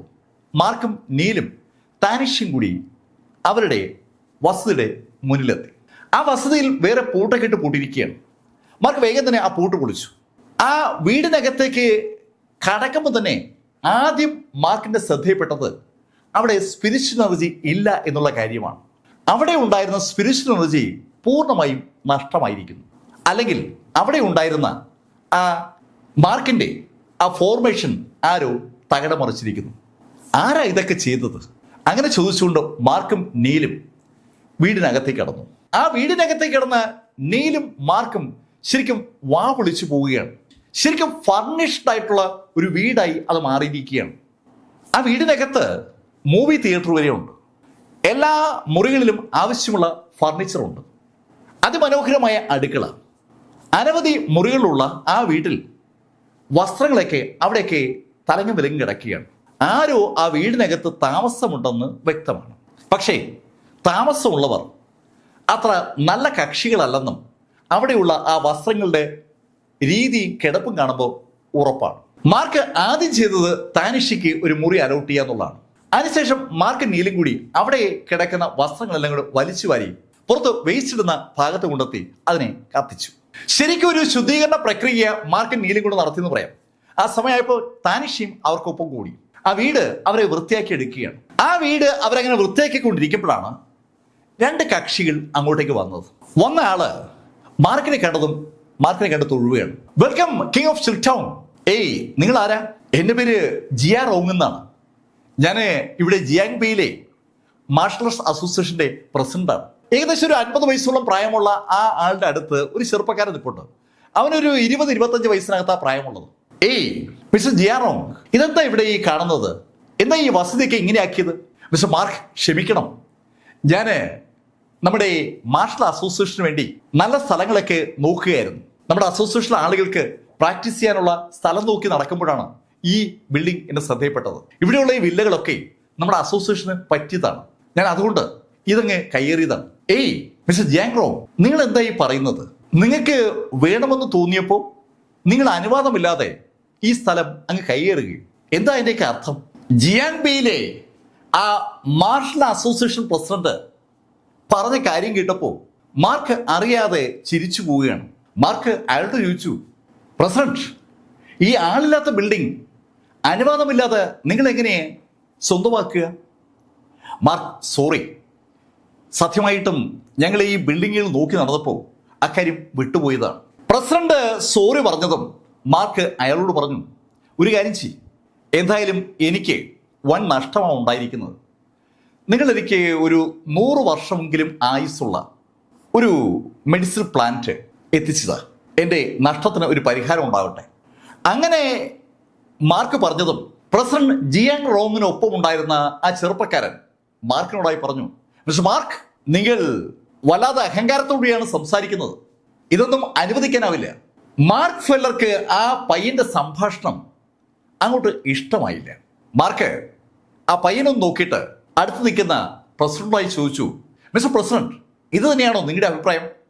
ഏയ് മാർക്ക്, അങ്ങനെയല്ല, ഞാൻ ഉറപ്പായും ഇത് എത്തിക്കാം. അങ്ങനെ പറഞ്ഞുകൊണ്ട് ജിയാങ് റോങ്ങും ആ ചെറുപ്പക്കാരനും ആ വീടിന്റെ പുറത്തിറങ്ങി. വീടിൽ നിന്ന് ഗേറ്റിലേക്ക് നടക്കുമ്പോൾ ആ ചെറുപ്പക്കാരനോടായി പ്രസിഡന്റ് ജിയാങ് റോങ് പറഞ്ഞു, ഇവന്റെ അഹങ്കാരം ഞാൻ അവസാനിപ്പിക്കുന്നുണ്ട്. മാർക്ക് ഫെല്ലർക്ക് ഒരു പണി കൊടുക്കാനായി അയാൾ തീരുമാനിച്ചുറപ്പിച്ചിരിക്കുകയാണ്. അയാളുടെ വാഹനം ആ ഗേറ്റിൽ നിന്ന് പുറത്തുപോയി അല്പസമയം കഴിഞ്ഞതും ജിയാങ്ഗുവിന്റെ കാറ് അങ്ങോട്ട് വന്നു. ജിയാങ്ഗുവിനെ കണ്ടതും മാർക്ക് ജിയാങ്ഗുവിനോട് ചോദിച്ചു, ഏയ് ജിയാങ്, ഈ സ്ഥലം മറ്റാളുകൾ കയ്യേറിയത് നിങ്ങൾ അറിഞ്ഞില്ലേ? ജിയാങ്ഗുവിന്റെ പ്രോപ്പർട്ടി ആണല്ലോ ആ കിടക്കുന്നതെല്ലാം. മാർക്ക്, ശരിക്കും ഞാനും അറിഞ്ഞിരുന്നു, പക്ഷെ എനിക്ക് ഒന്നും ചെയ്യാൻ പറ്റില്ല. ഈ മാർഷൽ അസോസിയേഷൻ ശരിക്കും ശക്തരാണ്. ജിയാങ്ഗു ബേസ് ചെയ്തിരിക്കുന്നത് ചിൽഷെയറിലാണ്. ഈ ബായ് സിറ്റി ആണെങ്കിൽ ജിയാങ് ബെയുടെ ഏതാണ്ട് അടുത്താണ്. ജിയാങ് ബെയ് റീജിയനിലെ മൊത്തം മാർഷൽ ആർട്സിന്റെയും ചുമതല വഹിക്കുന്ന പ്രസിഡന്റ് ജിയാങ് റോങ്ങിനെ സംബന്ധിച്ചിടത്തോളം അയാൾക്ക് ഇഷ്ടമുള്ള കാര്യങ്ങൾ ചെയ്യാം. ജിയാങ്ഗു അത് പറഞ്ഞതും മാർക്ക് ജിയാങ്ഗുവിനോട് ചോദിച്ചു, അല്ല, ഈ പ്രസിഡന്റ് ശരിക്കും ആൾ സമർത്ഥനാണല്ലേ? അയാൾ ഒരുപാട് സ്ഥലം പ്രാക്ടീസ് ചെയ്യാൻ വേണ്ടി മാർഷൽ ആർട്സിൽ രജിസ്റ്റർ ചെയ്യുന്ന ആൾക്ക് എടുത്തു കൊടുക്കുകയല്ലേ? ഹേയ് മാർക്ക് ഇത് എന്താ പറയുന്നത്? അയാൾ ശുദ്ധ തട്ടിപ്പാണ്. അയാൾ ഈ അക്കൂരുന്ന സ്ഥലമൊക്കെ അയാൾക്ക് വേണ്ടിയാണ്. അയാൾക്ക് അയാളുടെ മകനാണ് സർവ്വപ്രധാനം. അയാളെപ്പോലെ ഒരു തരികിട വേറെയില്ല. ജിയാങ് ബെയിലെ ആ മാർഷൽ ആർട്സ് അസോസിയേഷന്റെ തലവൻ മാർക്കിന് മുമ്പിൽ കാണിച്ചു നോക്കുകയും നാടകമാണെന്ന് അപ്പോഴാണ് മാർക്കിന് മനസ്സിലായത്. ജിയാങ്ഗു പറഞ്ഞ കാര്യം കേട്ടതും മാർക്ക് ജിയാങ്ഗുവിനോട് പറഞ്ഞു, ഓക്കെ ജിയാങ്ഗു, ഒരു കാര്യം ചെയ്യും, നിങ്ങളുടെ സംവിധാനങ്ങൾ ഉപയോഗിച്ചുകൊണ്ട് നിങ്ങൾ ഒരു വാർത്ത പതുക്കെ പ്രചരിപ്പിക്കണം. എനിക്ക് മാർഷൽ ആർട്സ് അസോസിയേഷൻ 100 വർഷം ആയുസുള്ള ഒരു ഹെർബ്സ് എനിക്ക് അത് അവർ നൽകാമെന്ന് പറഞ്ഞു എന്നുമാണ് നിങ്ങൾ വാർത്ത ഉണ്ടാക്കേണ്ടത്. മാർക്ക് എന്തോ ഒരു ആശയം ബിൽഡ് ചെയ്യുകയാണ്. ജിയാങ് ബെയിലെ മാർഷൽ അസോസിയേഷൻ മാർക്കിന് ഒരു ചെടി കൊടുക്കാനുണ്ടെന്നും ആ ചെടിക്ക് വേണ്ടി മാർക്ക് വെയിറ്റ് ചെയ്യുകയാണെന്നും ആ വാർത്ത വായിക്കുന്ന ആർക്കും തോന്നണം. മാർക്കും ജിയാങ് ബെയ് അസോസിയേഷൻ തമ്മിൽ ഒരു ധാരണ ഉണ്ടായെന്നേ അത് കാണുമ്പോൾ തോന്നാവും. മാർഷൽ ആർട്സ് അസോസിയേഷൻ മാർക്കിന് കടപ്പെട്ടിരിക്കുന്നുള്ള കാര്യം സകലരും അറിയുക എന്നുള്ളതാണ് മാർക്കിന്റെ ടാർഗറ്റ്. ജിയാങ്ഗു മാർക്ക് പറഞ്ഞതുപോലെ ചെയ്യാമെന്ന് സമ്മതിച്ചു. ജിയാങ്ഗു പോയി കഴിഞ്ഞതും മാർക്ക് മൊബൈൽ ഫോൺ കയ്യിലെടുത്തു. ശരിക്കും മാർഷൽ ആർട്സ് ഫോറവുമായി ബന്ധപ്പെട്ട വാർത്തകൾ വായിക്കാൻ വേണ്ടിയാണ് മാർക്ക് അത് കയ്യിലെടുത്തത്. ആ മൊബൈൽ ഫോണിൽ മാർഷൽ ആർട്സ് ഫോറത്തിന്റെ സൈറ്റിൽ കയറിയ മാർക്ക് ശരിക്കും ഞെട്ടിയെന്ന് തന്നെ പറയാം. മാർക്ക് ആ സ്വർഗത്തിലേക്കുള്ള പടിക്കെട്ടുകൾ കയറിയതിനെ കുറിച്ചുള്ള പോസ്റ്റും അതുമായി ബന്ധിപ്പിച്ചുള്ള വാർത്തകളും കൊണ്ട് മാർഷൽ ആർട്സ് ഫോറം നിറഞ്ഞു നിൽക്കുകയാണ്. ലക്ഷക്കണക്കിന് കമന്റുകൾ അവിടെ ഉണ്ട്. കമന്റുകളിൽ പലതും വായിച്ച് മാർക്ക് അറിയാതെ ചിരിച്ചു പോവുകയാണ്. മാർക്കിനെ താഴെത്തട്ടിൽ നിന്ന് മുകളിലേക്ക് ഉയർന്നു വരുന്ന ഒരാളായിട്ടാണ് സകലരും അവതരിപ്പിക്കുന്നത്. മുകളിൽ അനവധി ആളുകളുണ്ട്. അവർ അധികാരവും സമ്പത്തും സകല റിസോഴ്സസും അടക്കി പിടിച്ചിരിക്കുകയാണ്. അവരുടെ കൂട്ടത്തിലുള്ള ആൾക്കാർക്ക് മാത്രമായി ആ റിസോഴ്സസ് അവർ ഒതുക്കി വെച്ചിരിക്കുകയാണ്. അവിടേക്കാണ് ആരുടെയും സഹായമില്ലാതെ മാർക്ക് കടന്നു വരുന്നത്. അതുകൊണ്ട് തന്നെ മാർക്ക് വിജയിക്കണമെന്നുള്ള അഭിപ്രായമാണ് ഒരുപാട് ആളുകൾ പങ്കുവെക്കുന്നത്. ആ കമന്റുകളിലൂടെ മാർക്ക് ഇങ്ങനെ കടന്നുപോയപ്പോൾ ഒരു പുതിയ പോസ്റ്റ് മാർക്കിന്റെ ശ്രദ്ധയിൽപ്പെട്ടു. ഒരു പ്രോബബിൾ ലിസ്റ്റ് പ്രസിദ്ധീകരിക്കപ്പെട്ടിരിക്കുകയാണ്. അടുത്തതായി പ്രഖ്യാപിക്കാൻ പോകുന്ന മാർഷൽ ആർട്സ് ആർട്ടിസ്റ്റുകളുടെ റാങ്ക് ലിസ്റ്റ് ഏത് ശൈലിയിലായിരിക്കുമെന്ന് ഒരു ഊഹം നടത്തിയിരിക്കുന്നതാണ് ആ പോസ്റ്റിലുള്ളത്. ആ വാർത്ത എഴുതിയിരിക്കുന്ന ആളുടെ കണക്കൂട്ടൽ അനുസരിച്ച് മാർക്ക് 5ാം റാങ്കാണ്. 6ാം റാങ്കിൽ വിന്നി ഫാങ്കാണ്. 8ാം റാങ്കിൽ വിനിയുടെ കൂട്ടുകാരൻ ജിൻസനുണ്ട്. 1ാം റാങ്ക് കിട്ടാൻ സാധ്യതയുള്ളത് സെൻട്രൽ പ്ലെയിനിൽ നിന്നുള്ള ഒരാളാണ്. പൈറോ എന്ന രാജ്യത്തിന്റെ ആ മധ്യമേഖല സെൻട്രൽ പ്ലെയിൻ എന്നാണ് അറിയപ്പെടുന്നത്. ആ സെൻട്രൽ പ്ലെയിനിൽ ഒരുപാട് മാർഷൽ ആർട്ടിസ്റ്റുകളും ശക്തരായ കുടുംബങ്ങളുമുണ്ട്. അവിടെ നിന്നുള്ള ഒരു ചെറുപ്പക്കാരനാണ് 1ാം റാങ്ക് പ്രതീക്ഷിക്കുന്നത്. ശരിക്കും പ്രഡിക്ഷനാണ്, യഥാർത്ഥ റാങ്ക് ലിസ്റ്റ് അല്ല. മാർക്കിനെ എന്തുകൊണ്ട് 5ാം റാങ്കിലേക്ക് ഒതുക്കി എന്നതിന്റെ ഒരു എക്സ്പ്ലനേഷനും ആ ലേഖനം എഴുതിയ ആളെ കൊടുത്തിട്ടുണ്ട്. മാർക്കിന് ഒരുപാട് എതിരുണ്ട്. മാർക്ക് എല്ലാ മേഖലയിലും ആളുകളുമായി ഉടക്കുന്നത് കൊണ്ട് മാർക്കിന് വളർച്ച കുറവായിരിക്കും. മാർക്കിന്റെ എതിരാളികൾ മാർക്കിന് തീർക്കാൻ സാധ്യതയുള്ളത് കൊണ്ടാണ് മാർക്കിന് ഉയർന്ന റാങ്ക് കൊടുക്കാത്തത്. ഇല്ലെങ്കിൽ ആദ്യത്തെ 3 റാങ്കിനുള്ളിൽ മാർക്ക് ഉറപ്പായും പെടുമായിരുന്നുവെന്നും ആ ലേഖനം എഴുതിയ ആൾ സൂചിപ്പിക്കുകയാണ്. ആ ലേഖനത്തിൽ പറഞ്ഞ കാര്യങ്ങളൊക്കെ വായിച്ചപ്പോഴാണ് മാർക്ക് പെട്ടെന്ന് അയാൾ വന്ന കാര്യത്തെക്കുറിച്ച് ആലോചിക്കുന്നത്. മാർക്ക് യഥാർത്ഥത്തിൽ ഡിവൈൻ ആൽക്കെമിസ്റ്റ് പൗലിയിൽ നിന്ന് അവിടേക്ക് വന്നത് ഒരു ബോട്ടിൽ നെക്ക് മാർക്കിന് അനുഭവപ്പെട്ടതുകൊണ്ടാണ്. മാർക്ക് മൊണാസ്റ്റിക് സ്റ്റേജിലെ ഏതാണ്ട് പീക്ക് ലെവലിൽ എത്തി നിൽക്കുകയാണ്. മാർക്കിന്റെ ശരീരത്തിൽ ഇഷ്ടംപോലെ സ്പിരിച്വൽ എനർജി ഉണ്ട്. ആ സ്പിരിച്വൽ എനർജി കൊണ്ട് മാത്രം മാർക്കിന് ബ്രേക്കിംഗ് നടക്കുന്നില്ല. മാർക്കിന്റെ ബോഡി ഒരു പ്രത്യേക തരത്തിലുള്ള ബോഡിയാണ്. കയോട്ടിക് ബോഡി എന്നറിയപ്പെടുന്ന ആ ബോഡിയിൽ മാർക്ക് ഇതിനു മുമ്പ് ഒരു പരീക്ഷണം നടത്തിയിട്ടുണ്ട്. അത് ഡാർക്ക് എനർജിയുമായി ബന്ധിപ്പിച്ചാണ്. ഡാർക്ക് എനർജിയും അതുപോലെ സ്പിരിച്വൽ എനർജിയുടെ അത്രയും അളവിൽ ഡാർക്ക് എനർജിയും മാർക്കിന്റെ ശരീരത്തിൽ കയറിയാലേ മാർക്കിന് ബ്രേക്കിംഗ് പറ്റൂ. ഒരു ലെവലിൽ നിന്ന് അടുത്ത ലെവലിലേക്ക് മാർക്കിനെ കടക്കാൻ എപ്പോഴും അത് അനിവാര്യമാണ്. ഡാർക്ക് എനർജി മാർക്ക് ഒരു സ്ഥലത്ത് കണ്ടുപിടിച്ചിട്ടുണ്ട്. മാർക്കും ജിയാങ് കൂടി ചിൽഷെയറിലെ ചിൽടൗണിൽ ഒരു വില്ലേജിൽ അങ്ങനെ ഒരു സ്ഥലം നേരത്തെ ഐഡന്റിഫൈ ചെയ്ത് വെച്ചിട്ടുണ്ട്. ആ സ്ഥലം ലക്ഷ്യമിട്ടാണ് മാർക്ക് യഥാർത്ഥത്തിൽ എത്തിയിരിക്കുന്നത്. ചിൽടൗണിലേക്ക് പോകും മുമ്പ് ബായ് സിറ്റിയിൽ എന്തായി സംഭവം എന്ന് അറിയാൻ വേണ്ടിയാണ് ബായ് സിറ്റി വന്നത്. ഇവിടെ വന്നപ്പോഴാണ് ആ ബിൽഡിംഗ് പൂർണ്ണമായും മാർഷൽ ആർട്സ് അസോസിയേഷൻ കീഴടക്കിയ കാര്യം മാർക്ക് അറിയുന്നത്. എന്തായാലും വന്ന കാര്യം നടപ്പിലാക്കണമെങ്കിൽ ചിൽടൗണിലേക്ക് പോകണം. അതിനെക്കുറിച്ച് മാർക്ക് ആലോചിക്കുമ്പോഴേക്കും അവിടെ ഒരു അതിഥി എത്തി. ബെല്ലടിക്കുന്ന ശബ്ദം കേട്ട് വാതിൽ തുറന്നത് താനിഷിയാണ്. വാതിൽ തുറന്ന താനിഷി ഏതാണ്ട് സ്ട്രക്കായി പുറത്തേക്ക് നോക്കി നിൽക്കുകയാണ്. താനിഷി സ്ട്രക്കായി നിൽക്കുന്നുണ്ടതും മാർക്ക് താനിഷിയോട് ചോദിച്ചു, ഏയ് താനിഷി, ആരാ വന്ന? താനിഷി എന്തെങ്കിലും ഉത്തരം പറയും മുമ്പ് പുറത്തു നിന്ന ആള് അകത്തേക്ക് കടന്നു. അകത്തേക്ക് വന്നത് സാക്ഷാൽ വിന്നി ഫാങ് ആണ്. വിന്നി ഫാങ് അടിപൊളി സുന്ദരിയാണ്. സുന്ദരിയായ വിന്നി ഫാങ് ആ വീടിനകത്തേക്ക് കടക്കുമ്പോൾ വല്ലാത്തൊരു അസ്വസ്ഥത താനിഷിക്ക് തോന്നുന്നുണ്ട്. താനിഷി മാർക്കിനെ പരിചയപ്പെടുന്നത് ഡിവൈൻ ആൽക്കമിസ്റ്റ് പവലിയനിലേക്കുള്ള യാത്രക്കിടയിലാണ്. അതിനുശേഷം താനിഷി മാർക്കിനൊപ്പം തന്നെയായിരുന്നു. മാർക്കിന് ആവശ്യമായ മരുന്ന് ഉണ്ടാക്കുന്ന പ്രക്രിയയിൽ കഴിഞ്ഞ 3 മാസവും സജീവമായി പങ്കെടുത്ത ആളാണ് താനിഷി. മാർക്കിനോട് ഒരു വല്ലാത്ത അടുപ്പം താനിഷിക്കുണ്ട്. ആ താനിഷിക്ക് പക്ഷേ മാർക്കിന്റെ ജീവിതത്തിലേക്ക് വേറെ ഏതെങ്കിലും സ്ത്രീകൾ കടന്നു വരുന്നതിനെ കുറിച്ച് ആലോചിക്കാനേ വയ്യ. എന്താ അതേ സമയത്ത് എമിലി ബ്ലാക്കിന്റെ കഥ താനിഷിക്ക് അറിയുകയും ചെയ്യും. എമിലി ബ്ലാക്കിന് വേണ്ടി മാത്രമാണ് മാർക്ക് ജീവിക്കുന്നതെന്ന് താനിഷിക്ക് അറിയാം. എമിലി ബ്ലാക്ക് അല്ലാതെ ഒരു സ്ത്രീ മാർക്കിന്റെ ജീവിതത്തിലേക്ക് കടന്നു വരുന്നത് അനുവദിച്ചു കൊടുക്കാൻ താനിഷിക്ക് പറ്റില്ല. ആ ചിന്ത താനിഷിയുടെ മനസ്സിൽ ഉറച്ചു നിൽക്കുന്നതാണ്. അപ്പോഴാണ് താനിഷി കാണുന്നത് സുന്ദരിയായ വിന്നി ഫെങ് അകത്തേക്ക് കയറുന്നത്. വിന്നി ഫെങ്ങിനെ കണ്ടതും മാർക്കിന് ഭയങ്കര അതിശയം. വിന്നി, നീ എന്താ ഇവിടെ? മാർക്ക്, എനിക്ക് മാർക്കിനെ കാണാൻ വരാൻ പ്രത്യേകിച്ച് കാര്യം വല്ലതും വേണോ? അത് കേട്ടതും മാർക്ക് താനിഷിയോട് പറഞ്ഞു, താനിഷി ചായ എടുത്തേ. അങ്ങനെ പറഞ്ഞിട്ട് മാർക്ക് വിനിയോട് കസേര ഇരിക്കാൻ പറഞ്ഞു. മാർക്കിന് നേരെ ഓപ്പോസിറ്റുള്ള കസേരയിൽ വിനി ഇരിക്കുമ്പോൾ താനിഷി അനങ്ങാതെ നിൽക്കുകയാണ്. താനിഷി ചായ എടുക്കാൻ പോകാതെ വിനിയെ തന്നെ നോക്കി നിൽക്കുന്നുണ്ടതും മാർക്ക് താനിഷിയോട് ചോദിച്ചു, ഏയ് താനിഷി, പോയി ചായ എടുക്ക്. താനിഷിക്ക് മാർക്കിന്റെ അടുത്ത് വിന്നി ഫെങ്ങിനെ ഒറ്റയ്ക്ക് ഇട്ടിട്ട് പോകാൻ ഒരു മടി. അവളുടെ മുഖഭാവം അത് വിളിച്ചു പറയുന്നുണ്ട്. എന്തായാലും വീണ്ടും മാർക്ക് പറഞ്ഞതും താനിഷി ചായ എടുക്കാനായി അകത്തേക്ക് പോയി.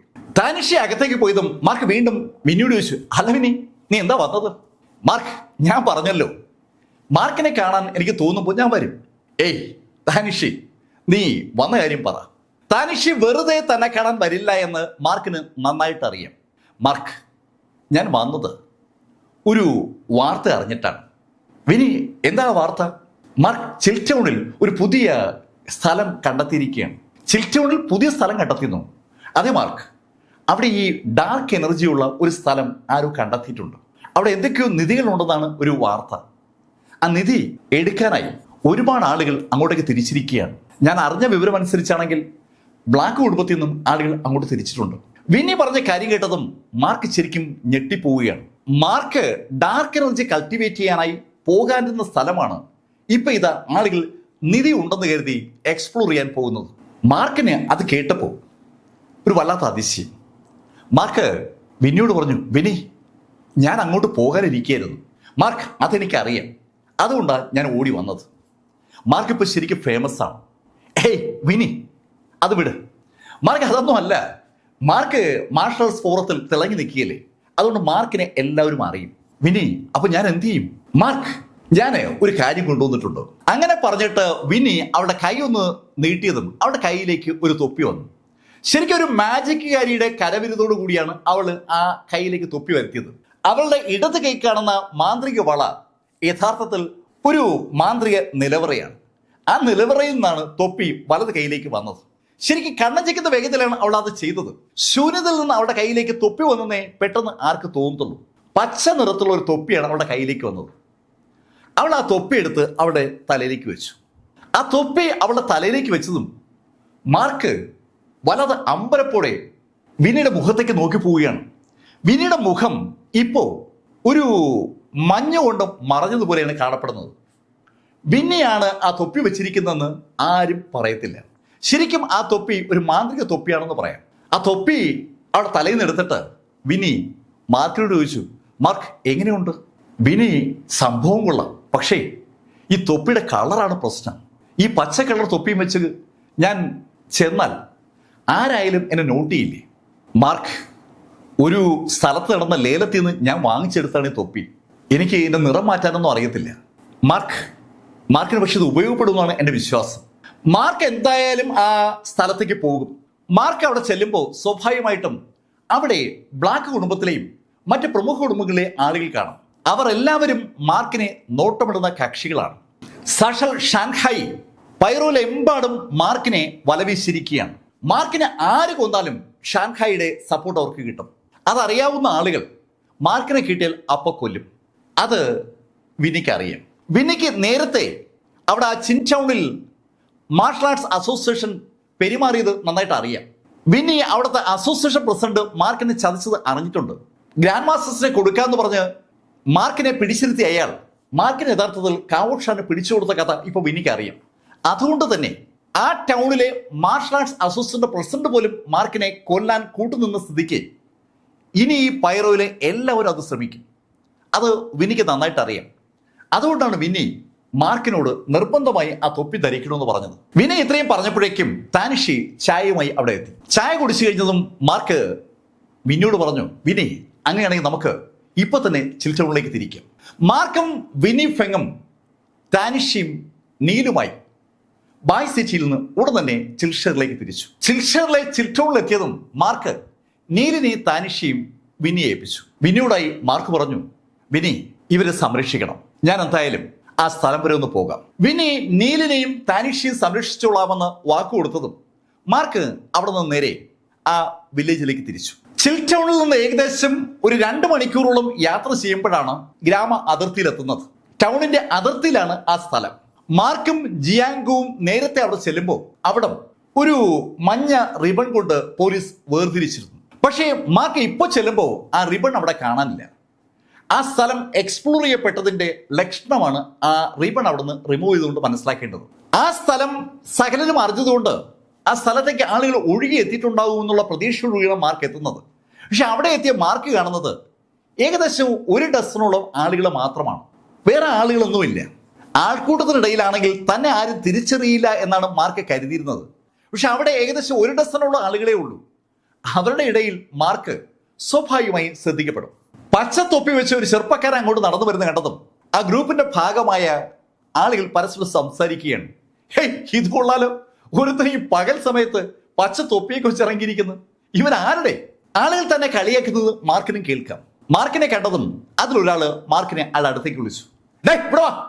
അയാളുടെ അടുത്തേക്ക് നടക്കുമ്പോൾ തന്നെ മാർക്കിന് ഒരു കാര്യം വ്യക്തമാണ്, അവിടെ നിൽക്കുന്ന എല്ലാവരും ടോപ്പ് ലെവൽ ഗ്രാൻഡ് മാസ്റ്റേഴ്സ് ആണ്, പീക്ക് ലെവൽ ഗ്രാൻഡ് മാസ്റ്റേഴ്സ് ആണ് പലരും എന്ന് പറയാം. ഏകദേശം 1 ഡസനോളം ആളുകളാണ് അവിടെ ഉള്ളത്. മാർക്കിനെ വിളിച്ചയാള് ഒരു ചെറിയ താടിയൊക്കെ ഉള്ള ഒരു കക്ഷിയാണ്. നല്ല കരുത്തനാണ്, നല്ല കരുത്തുള്ള ബോഡിയുള്ള അയാൾ മാർക്കിനോട് ചോദിച്ചു, ഏയ് ആരാ നീ? സാർ, ഞാൻ ഈ വാർത്ത അറിഞ്ഞിട്ട് വന്നതാണ്. എന്ത് വാർത്ത? ഇടോ, ഇവിടെ ശക്തർക്ക് മാത്രമേ അവസരമുള്ളൂ. ഏയ്, നീ ഒരു പാസ് മാസ്റ്റർ അല്ലേ? ഞങ്ങളൊക്കെ ഗ്രാൻഡ് മാസ്റ്റേഴ്സ് ആണ്. ഞങ്ങൾക്ക് പോലും ഇവിടെ എക്സ്പ്ലോർ ചെയ്യാൻ ബുദ്ധിമുട്ടായിരിക്കുന്ന സമയത്ത് ഒരു പാസ് മാസ്റ്ററെ നിനക്ക് എന്ത് ചെയ്യാനാണ്? നീ ഞങ്ങളുടെ കയ്യിൽ നിന്ന് തല്ലു വാങ്ങണ്ടെങ്കിൽ വേഗം സ്ഥലം കാര്യാക്ക്. അങ്ങനെ ആ മനുഷ്യൻ പറഞ്ഞതും ലേശ പ്രായമുള്ള ഒരാള് അയാളോട് പറഞ്ഞു, ഏയ് മാർവൽ, എന്താ അങ്ങനെ പറയുന്നത്? നമുക്ക് ചിലപ്പോൾ ഇയാൾ ഉപയോഗപ്പെട്ടാലോ? തന്നോട് ആദ്യം സംസാരിച്ച ആളുടെ പേര് മാർവൽ ആണെന്ന് കേട്ടതും മാർക്ക് കൗതുകത്തോടെ അയാളൊന്ന് നോക്കി. സാർ, താങ്കൾ സെൻട്രൽ പ്ലേറ്റിൽ നിന്നുള്ള മാർവൽ സാറാണോ? അതെ, ഞാൻ മാർവലാണ് സാർ. ഞാൻ അങ്ങയെക്കുറിച്ച് ഒരുപാട് കേട്ടിട്ടുണ്ട്. വളരെ ബഹുമാനപൂർവ്വം മാർക്ക് അങ്ങനെ പറഞ്ഞതും മാർവലിന് സന്തോഷമായി. മാർക്കിന് ആ തൊപ്പി കൊടുത്തുകൊണ്ട് വിനി ഫെങ് ഒരു കാര്യം ആവശ്യപ്പെട്ടിരുന്നു. അവൾക്ക് 2 പേരെ കൊല്ലണം. കൊല്ലാനുള്ള ആളുകളുടെ പേരുകളും അവൾ പറഞ്ഞിരുന്നു. അതിൽ ഒരു പേര് മാർവലാണ്. മാർവൽ യഥാർത്ഥത്തിൽ അവളുടെ സുഹൃത്തു കൂടിയായ ജിൻസന്റെ പിതാവാണ്. ജിൻസന്റെ പിതാവായ മാർവലിനെ എന്തിന് കൊല്ലണമെന്ന് മാർക്ക് ചോദിച്ചപ്പോൾ വിനി മറുപടി ഒന്നും പറഞ്ഞില്ല. മാർക്ക് കൂടുതൽ ചോദിച്ചതുമില്ല. ആ മാർവലിനെ ഇതാ കൈ കിട്ടിയിരിക്കുകയാണ്. മാർവൽ മാർക്കിനോട് സംസാരിക്കുന്നുണ്ടതും മറ്റൊരു കക്ഷി അവരുടെ അടുത്തേക്ക് വന്നു. ഏയ് മാർവൽ, നമുക്ക് ഇവനെ മുന്നിൽ നടത്താം, ഇവൻ എക്സ്പ്ലോർ ചെയ്യട്ടെ, ഇവൻ എന്തായാലും എക്സ്പ്ലോർ ചെയ്യാൻ വന്നതല്ലേ. ഫെഡറിക്, നീ പറഞ്ഞത് ശരിയാണ്. ഫെഡറിക് എന്ന പേര് കേട്ടതും മാർക്കിന്റെ മുഖത്തെ പുഞ്ചിരി ഒന്നുകൂടി വിടരുകയാണ്. വിന്നി ഫാങ് കൊല്ലണമെന്ന് രണ്ടാമത് ആവശ്യപ്പെട്ട പേര് ഫെഡറിക്കാണ്. അത് കൺഫേം ചെയ്യാൻ വേണ്ടി മാർക്ക് ഫെഡറിക്കിനോട് ചോദിച്ചു, സാർ അങ്ങും സെൻട്രൽ പ്ലെയിനിൽ നിന്നാണോ? അതെ, ഞാൻ സെൻട്രൽ പ്ലെയിനാണ്. ഞാനും മാർവലും ഒരു ടീമാണ്. മാർവലും ഫെഡറിക്കും ചേർന്ന് വിന്നിയെ ഉപദ്രവിക്കാൻ ശ്രമിച്ചു കാണും. അതുകൊണ്ടാകണം വിന്നി അവന്മാരെ രണ്ടെണ്ണത്തിന് തീർക്കണമെന്ന് മാർക്കിനോട് പറഞ്ഞത്. മാർക്കിന് ഇപ്പോ ഏകദേശം കാര്യം മനസ്സിലായി. എക്സാക്ട് കാര്യം മാർക്കിന് അറിയില്ലെങ്കിലും മാർക്ക് ഏകദേശം ഊഹിച്ചെടുക്കുകയാണ്. വിന്നി എന്തിനവരെ കൊല്ലണമെന്നുള്ള കാര്യം മാർക്കിനോട് പറഞ്ഞില്ല. മാർക്ക് ചോദിച്ചിട്ടും അവൾ പറഞ്ഞില്ല. അവർക്കത് പറയാൻ താല്പര്യമില്ല എന്നത് വ്യക്തമാണ്. അതുകൊണ്ടാണ് മാർക്ക് പിന്നെ ചോദിക്കാതിരുന്നത്. മാർക്കും മാർവലും ഫെഡറിക്കും ഈ കാര്യങ്ങൾ സംസാരിച്ചുകൊണ്ടിരിക്കുമ്പോൾ അവിടേക്ക് ഒരു കാറ് സാവധാനം ഒഴുകി വരികയാണ്. ശരിക്കും ആ കാറ് ഒഴുകി വരുന്നു എന്ന് പറഞ്ഞാൽ അക്ഷരാർത്ഥത്തിൽ ഒഴുകി വരികയാണ്. ഒരു റോൾസ് റോയ്സ് കാറാണ് അങ്ങോട്ടേക്ക് വന്നത്. ആ കാറിനെ കണ്ടപ്പോൾ തന്നെ ആളുകളൊക്കെ ബഹുമാനപൂർവ്വം ആ കാറിന് നേരെ നോക്കുന്നതാണ് മാർക്ക് കണ്ടത്. ആരായിപ്പോൾ ഈ കാറിൽ വരുന്നത്? അങ്ങനെ മാർക്ക് ആലോചിക്കുമ്പോഴേക്കും കാറ് സ്റ്റോപ്പായി. കാറിൽ നിന്ന് സുമുഖനായ ഒരു ചെറുപ്പക്കാരൻ പുറത്തേക്ക് ഇറങ്ങി. ആ ചെറുപ്പക്കാരനെ കണ്ടതും അവിടെ കൂടി നിൽക്കുന്ന ആളുകളൊക്കെ അയാൾക്കായിട്ട് തൊഴുകയാണ്. ഹാരോ ബ്ലാക്ക്, സ്വാഗതം. അവരുടെ സംബോധന കേട്ടതും മാർക്കിന് കാര്യം മനസ്സിലായി. ബ്ലാക്ക് കുടുംബത്തിലെ ഏതോ ഒരു കഥാപാത്രമാണ് ഇതാ അവിടെ എത്തിയിരിക്കുന്നത്. അവിടെ എത്തിയത് യഥാർത്ഥത്തിൽ എമിലി ബ്ലാക്കിന്റെ കസിനാണ്. അലോഷിയുടെ സഹോദരൻ തിമോത്തിയുടെ മകൻ ഹാരോൺ ആണ് അവിടെ എത്തിയിരിക്കുന്നത്. ഹാരോൺ ചിരിച്ചുകൊണ്ട് അവരുടെ അടുത്തേക്ക് വന്നു. പക്ഷെ ഹാരോ ബ്ലാക്ക്, അങ്ങ് ഇവിടെ എത്തിയ സ്ഥിതിക്ക് ഇനി നമുക്ക് എക്സ്പ്ലോർ ചെയ്യാം. ഞാനും ആ പ്രതീക്ഷയിലാണ് എത്തിയിരിക്കുന്നത്. അങ്ങനെ പറഞ്ഞിട്ട് ഹാരോൺ ബ്ലാക്ക് പച്ച തൊപ്പി വെച്ച് നിൽക്കുന്ന മാർക്കിനെ ഒന്ന് നോക്കി. ഇതാരാ? യങ് മാസ്റ്റർ, ഇത് നമുക്ക് പറ്റിയ ഒരാളാണ്. ഇയാളെയാണ് നമ്മൾ മുന്നിൽ നടത്താൻ പോകുന്നത്. ഇവിടെ ഈ ഡാർക്ക് എനർജി ഒരുപാട് ഉള്ളതല്ലേ. ഇവിടെ എന്തെങ്കിലും അപകടമുണ്ടെങ്കിൽ തിരിച്ചറിയാൻ നമുക്ക് ഇയാളെ ഉപയോഗിക്കാം. ഒരു കാനോൺ ഫോഡറായിട്ട്, വെടിമരുന്നായിട്ട് മാർക്കിനെ ഉപയോഗിക്കാന്നാണ് പറയുന്നത്. മാർക്കിനെ പോലുള്ള ആളുകളെ ഇഷ്ടംപോലെ ഉപയോഗിച്ച് പരിചയമുള്ള ആളായതുകൊണ്ട് തന്നെ ഹാരോണ് അത് കേട്ടപ്പോൾ കാര്യം മനസ്സിലായി. ചിലപ്പോൾ നമുക്ക് വേണ്ടി വരും. മാർക്കിനെ ഒന്ന് സൂക്ഷിച്ചു നോക്കിയ ഹാരോൺ അടുത്ത് നിൽക്കുന്ന ആളുകളോടായി പറഞ്ഞു, ഞാൻ നിങ്ങളോട് ഒരു കാര്യം പറയണമെന്ന് കരുതിയിരിക്കുകയായിരുന്നു. ഞങ്ങളുടെ ബ്ലാക്ക് കുടുംബം സെൻട്രൽ മേഖലയിലെയും നോർത്തേൺ മേഖലയിലെയും മാർഷൽ ആർട്സ് കുടുംബങ്ങളെ ഏകോപിപ്പിക്കാൻ പോവുകയാണ്. ഒരു പുതിയ അസോസിയേഷൻ ഞങ്ങൾ രൂപീകരിക്കാൻ പോവുകയാണ്. അത് കേട്ടതും അവിടെയുള്ള മുഴുവൻ ആളുകളും വളരെ സന്തോഷത്തോടുകൂടി ഹാരോണിന്റെ മുഖത്തേക്ക് നോക്കുകയാണ്. ശരിക്കും സെൻട്രൽ പ്ലെയിനിലെ അരിസ്റ്റോക്രാറ്റിക് കുടുംബങ്ങളുടെ തലവന്മാരാണ് അവിടെ എത്തിയിരിക്കുന്ന ആ 12 പേരും. ആരും മോശമല്ല എന്നർത്ഥം. ആ ടീമുകളൊക്കെയും അതിശക്തരുമാണ്. ശരിക്കും അവരെല്ലാവരും പീക്ക് ലെവൽ ഗ്രാൻഡ് മാസ്റ്റേഴ്സുമാണ്. പീക്ക് ലെവൽ ഗ്രാൻഡ് മാസ്റ്റേഴ്സായ അവർക്ക് പുതിയ മാർഷൽ ആർട്സ് അസോസിയേഷൻ ഉണ്ടാകുമ്പോൾ അതിന്റെ തലപ്പത്തേക്ക് കടക്കാൻ അവസരം ഉണ്ടാകുമെന്നാണ് ഹാരോൺ പറഞ്ഞത്. ഹാരോൺ പറഞ്ഞത് കേട്ടതും മാർക്ക് ഹാരോണിനോട് പറഞ്ഞു, യങ് മാസ്റ്റർ, എന്നെ കൂടി ചേർക്കൂ. ഹേയ്, ഇയാൾ എന്ത് ചോദ്യമായി ചോദിക്കുന്നത്? ഈ നിൽക്കുന്ന ഇവരെല്ലാവരും ഗ്രാൻഡ് മാസ്റ്റേഴ്സാണ്. നീ ഒരു പാസ്റ്റ് മാസ്റ്റർ അല്ലേ? പാസ്റ്റ് മാസ്റ്റർക്ക് ബ്ലാക്ക് കുടുംബത്തിൽ എന്താ സ്ഥാനമുള്ളത്? അങ്ങനെ പറഞ്ഞിട്ട് ആ ഗ്രാൻഡ് മാസ്റ്റേഴ്സിനെ നോക്കിയ ഹാരോൺ ആ ഗ്രാൻഡ് മാസ്റ്റേഴ്സിനോടായി പറഞ്ഞു, എനിക്ക് നിങ്ങളുടെ ഒരു സഹായം വേണം. യങ് മാസ്റ്റർ, എന്ത് സഹായമാണ് വേണ്ടത്? അങ്ങ് പറഞ്ഞോളൂ. ഞങ്ങളുടെ കുടുംബത്തിൽ ഈ അടുത്ത കാലത്തുണ്ടായ സംഭവങ്ങൾ നിങ്ങൾക്ക് അറിയാമല്ലോ. അറിയാം. ഓൾഡ് മാസ്റ്റർ മരിച്ച കാര്യം ഞങ്ങൾ അറിഞ്ഞിരുന്നു. എൻ്റെ ഗ്രാൻഡ് ഫാദർ മരിച്ചതല്ല, എൻ്റെ ഗ്രാൻഡ് ഫാദറെ കൊന്നതാണ്. ആ മാർക്ക് ഫെല്ലറാണ് എൻ്റെ ഗ്രാൻഡ് ഫാദറെ കൊന്നത്. എൻ്റെ ഗ്രാൻഡ് ഫാദറെ കൊന്നു എന്ന് മാത്രമല്ല, എൻ്റെ ഗ്രാൻഡ് ഫാദറെ കൊന്നിട്ട് ആ മാർക്ക് ഫെല്ലർ എൻ്റെ ഗ്രാൻഡ് ഫാദറെ ഡെഡ് ബോഡിയുമായി അവിടെ നിന്ന് രക്ഷപ്പെട്ടു. ഞങ്ങൾക്ക് എങ്ങനെ ഇത് അനുവദിക്കാനാവും? ഞങ്ങൾ ആ മാർക്ക് ഫെല്ലറെ നോക്കി നടക്കുകയാണ്. ബ്ലാക്ക് കുടുംബത്തിന്റെ ആ ഓൾഡ് മാസ്റ്ററെ കൊന്നിട്ട് അയാളുടെ ഡെഡ് ബോഡിയുമായി ന്യൂ സെലസ്റ്റിൽ നിന്ന് മുങ്ങിയ മാർക്ക് ഫെല്ലറെ പിടിച്ചു കൊടുക്കുകയോ കൊല്ലുകയോ ചെയ്യുന്ന ആളുകളെ ബ്ലാക്ക് കുടുംബം വല്ലാതെ സഹായിക്കുമെന്നാണ് അയാൾ പറഞ്ഞുകൊണ്ട് വരുന്നത്. അയാൾ പറയുന്നത് കേട്ടതും ബാക്കിയുള്ള ആളുകൾ പറഞ്ഞു, യങ് മാസ്റ്റർ, മാർക്ക് ഫെല്ലറെ പോലുള്ള ഒരാളെ കണ്ടുപിടിക്കാനും ഇല്ലാതാക്കാനും അത്രയ്ക്ക് ബുദ്ധിമുട്ടുണ്ടോ? നിങ്ങൾ വിചാരിക്കും പോലെ അത്ര സിമ്പിളൊന്നുമല്ല ആ മാർക്ക് ഫെല്ലർ.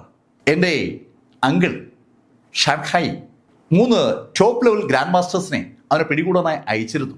അവരുടെ കൈപ്പെടാതെ അവൻ രക്ഷപ്പെട്ടിരിക്കുകയാണ്. യങ് മാസ്റ്റർ അങ്ങ് പറയുന്നത് അവരെ മാർക്ക് ഫെല്ലർ കൊന്നു എന്നാണോ? ഹേയ്, അതൊന്നും നടക്കത്തില്ല. പക്ഷെ എങ്ങനെയോ അവൻ രക്ഷപ്പെട്ടു. ഓവറും അയാൾക്കൊപ്പമുള്ള 2 ഗ്രാൻഡ് മാസ്റ്റേഴ്സും പീക്ക് ലെവൽ ഗ്രാൻഡ് മാസ്റ്റേഴ്സ് ആണ്. ആ 3 പേരും ഇതുവരെയും ബ്ലാക്ക് കുടുംബത്തിലേക്ക് റിപ്പോർട്ട് ചെയ്തിട്ടില്ല. അവരുടെ കൈപ്പെടാതെ മാർക്ക് രക്ഷപ്പെട്ട് കാണുമെന്നുള്ള ഒരു ന്യൂസ് ഇപ്പോൾ ബ്ലാക്ക് കുടുംബത്തിനകത്തുണ്ട്. ആ ന്യൂസാണ് ഹാരോൺ അവിടെയുള്ള ആളുകളോട് പങ്കുവെച്ചത്. ഹാരോൺ പറഞ്ഞത് കേട്ടതും കൂട്ടത്തിലുള്ള ഒരാൾ ഹാരോണിനോട് ചോദിച്ചു, അല്ല മിസ്റ്റർ ഹാരോൺ, അല്ല മിസ്റ്റർ ബ്ലാക്ക്, നിങ്ങളുടെ കുടുംബത്തിലെ മാർക്കസിനെ രംഗത്തിറക്കിക്കൂടെ? ഹേയ്, നിങ്ങളെന്തായി പറയുന്നത്? മാർക്കിനെ പോലെ ഒരാൾക്ക് വേണ്ടി ഞങ്ങളുടെ തുറപ്പിച്ചിട്ട് ഞങ്ങൾ ഇറക്കണമെന്നാണ് നിങ്ങൾ പറയുന്നത്? അവൻ അതിനു വേണ്ടിയൊന്നും വളർന്നിട്ടില്ല. ബ്ലാക്ക് കുടുംബത്തിന്റെ തുറപ്പിച്ചിട്ടാണ് മാർക്കസ് ലെവലിലെ ഒരു മാർഷൽ ആർട്ടിസ്റ്റ്. അത്തരത്തിലുള്ള ഒരാളെ മാർക്കിനെ പിടികൂടാൻ വേണ്ടി രംഗത്തിറക്കേണ്ട ഒരു കാര്യവുമില്ല. ഹാരോണിന് ഉറച്ച അഭിപ്രായമാണ് അക്കാര്യത്തിലുള്ളത്. ഹാരോൺ അയാളുടെ അഭിപ്രായം പറഞ്ഞതും അവിടെ കൂടി നിൽക്കുന്ന ആളുകൾ ഹാരോണിനോട് പറഞ്ഞു, നിങ്ങളെ സഹായിക്കാം. ഞങ്ങൾ ഈ മാർക്കിനെ പിടികൂടാൻ സഹായിച്ചാൽ ഈ അസോസിയേഷൻ രൂപീകരിക്കുമ്പോൾ ഞങ്ങൾക്ക് ആ അസോസിയേഷനിൽ ഉയർന്ന സ്ഥാനം നൽകത്തില്ലേ? ഏയ്, അതെന്ത് ചോദ്യമാണ്? നിങ്ങൾ ഞങ്ങളെ സഹായിച്ചാൽ ഉറപ്പായും ഞങ്ങൾ അസോസിയേഷന്റെ പ്രധാന ഭാരവാഹികളാക്കില്ലേ? അങ്ങനെ ഹാരോൺ പറഞ്ഞതും ഫെഡറിക് ഹാരോണിനോട് ചോദിച്ചു, അല്ല മിസ്റ്റർ ബ്ലാക്ക്, ആരായിരിക്കും ഈ അസോസിയേഷൻ പ്രസിഡന്റ്? ഹാരോൺ അയാളുടെ വീട്ടിൽ ചർച്ച ചെയ്ത ഒരു കാര്യം ആ 12 അംഗ ടീമിനോട് പങ്കുവെച്ചതാണ്. യഥാർത്ഥത്തിൽ ആ ആശയത്തിന്റെ വ്യക്തത ഇതുവരെയും വന്നിട്ടില്ല. പെട്ടെന്ന് ഫെഡറിക് അങ്ങനെ ചോദിച്ചപ്പോൾ ഹാരോൺ ഒന്ന് പതറി. ഫെഡറിക് ബ്ലാക്കിനോട് പറഞ്ഞു, അല്ല, ഞാൻ ചോദിച്ചതെന്ന് വെച്ചാൽ രക്തബന്ധമുള്ള സഹോദരങ്ങൾ പോലും അധികാരത്തിനും പണത്തിനും വേണ്ടി തമ്മിലടിക്കുന്ന കാലമാണല്ലോ. ഫെഡറിക് പറഞ്ഞ ആ വാചകം സ്വാഭാവികമായിട്ടും ഹാരോൺ ഒന്ന് കൊണ്ടു. ഹാരോണിന്റെ കുടുംബത്തിൽ സ്വത്തിനു വേണ്ടി അയാളുടെ അച്ഛനും വല്യച്ഛനും കൊച്ചച്ഛനും ഒക്കെ ചേർന്ന് ഒരു അടി നടക്കുകയാണെന്ന് പറയാം. ശരിക്കും ബ്ലാക്ക് കുടുംബത്തിനകത്ത് അധികാര തർക്കം കൊടുമ്പിരി കൊണ്ടിരിക്കുന്ന സമയമാണ്. സാക്ഷാൽ ഓൾഡ് മാസ്റ്റർ അധികാരത്തിൽ നിന്ന് പുറത്തായതോടുകൂടി ഷാൻഹായ് എല്ലാം നേടിയെങ്കിലും ബാക്കി 3 സഹോദരന്മാരും വല്ലാത്തൊരു എതിർപ്പ് ഷാൻഹായോട് കാണിക്കുന്നുണ്ട്. ഷാൻഹായുടെ അധികാരത്തിന് മുകളിൽ ഒന്നും ചെയ്യാൻ പറ്റാതെ തകർന്നു നിൽക്കുകയാണ് യഥാർത്ഥത്തിൽ തിമോത്തിയും വിക്ടറും അലോഷ്യയൊക്കെ. അക്കാര്യം ഹാരോണിന് അറിയാം. അതുമാത്രമല്ല, സാക്ഷാൽ എമിലി ബ്ലാക്ക് വീട്ടു തടങ്കിലാണെന്നുള്ള കാര്യം ഹാരോണിന് അറിയാവുന്ന കാര്യമാണ്. പെട്ടെന്ന് ആ കാര്യങ്ങളൊക്കെ അയാളുടെ മനസ്സിലേക്ക് വന്നതും അയാൾ ഫെഡറിക്കിനോട് ചോദിച്ചു, നിങ്ങളെന്താ ബ്ലാക്ക് കുടുംബത്തെ കുറ്റപ്പെടുത്തുകയാണ്? യങ് മാസ്റ്റർ, സോറി, ഞാൻ അക്കാര്യം ആലോചിച്ചിട്ടേ ഇല്ല. ഞാൻ പൊതുവെയുള്ള കാര്യം പറഞ്ഞതാണ്. ആ അന്തരീക്ഷം ഒന്ന് മോശമാകും തോന്നിയതും ആ ടീമിലെ ലേശ പ്രായം കൂടിയ ഒരാള് ഹാരോണിനോട് പറഞ്ഞു, മാസ്റ്റർ ബ്ലാക്ക്, നമുക്ക് മൂവ് ചെയ്താലോ? സമയം അതിക്രമിക്കുകയാണ്.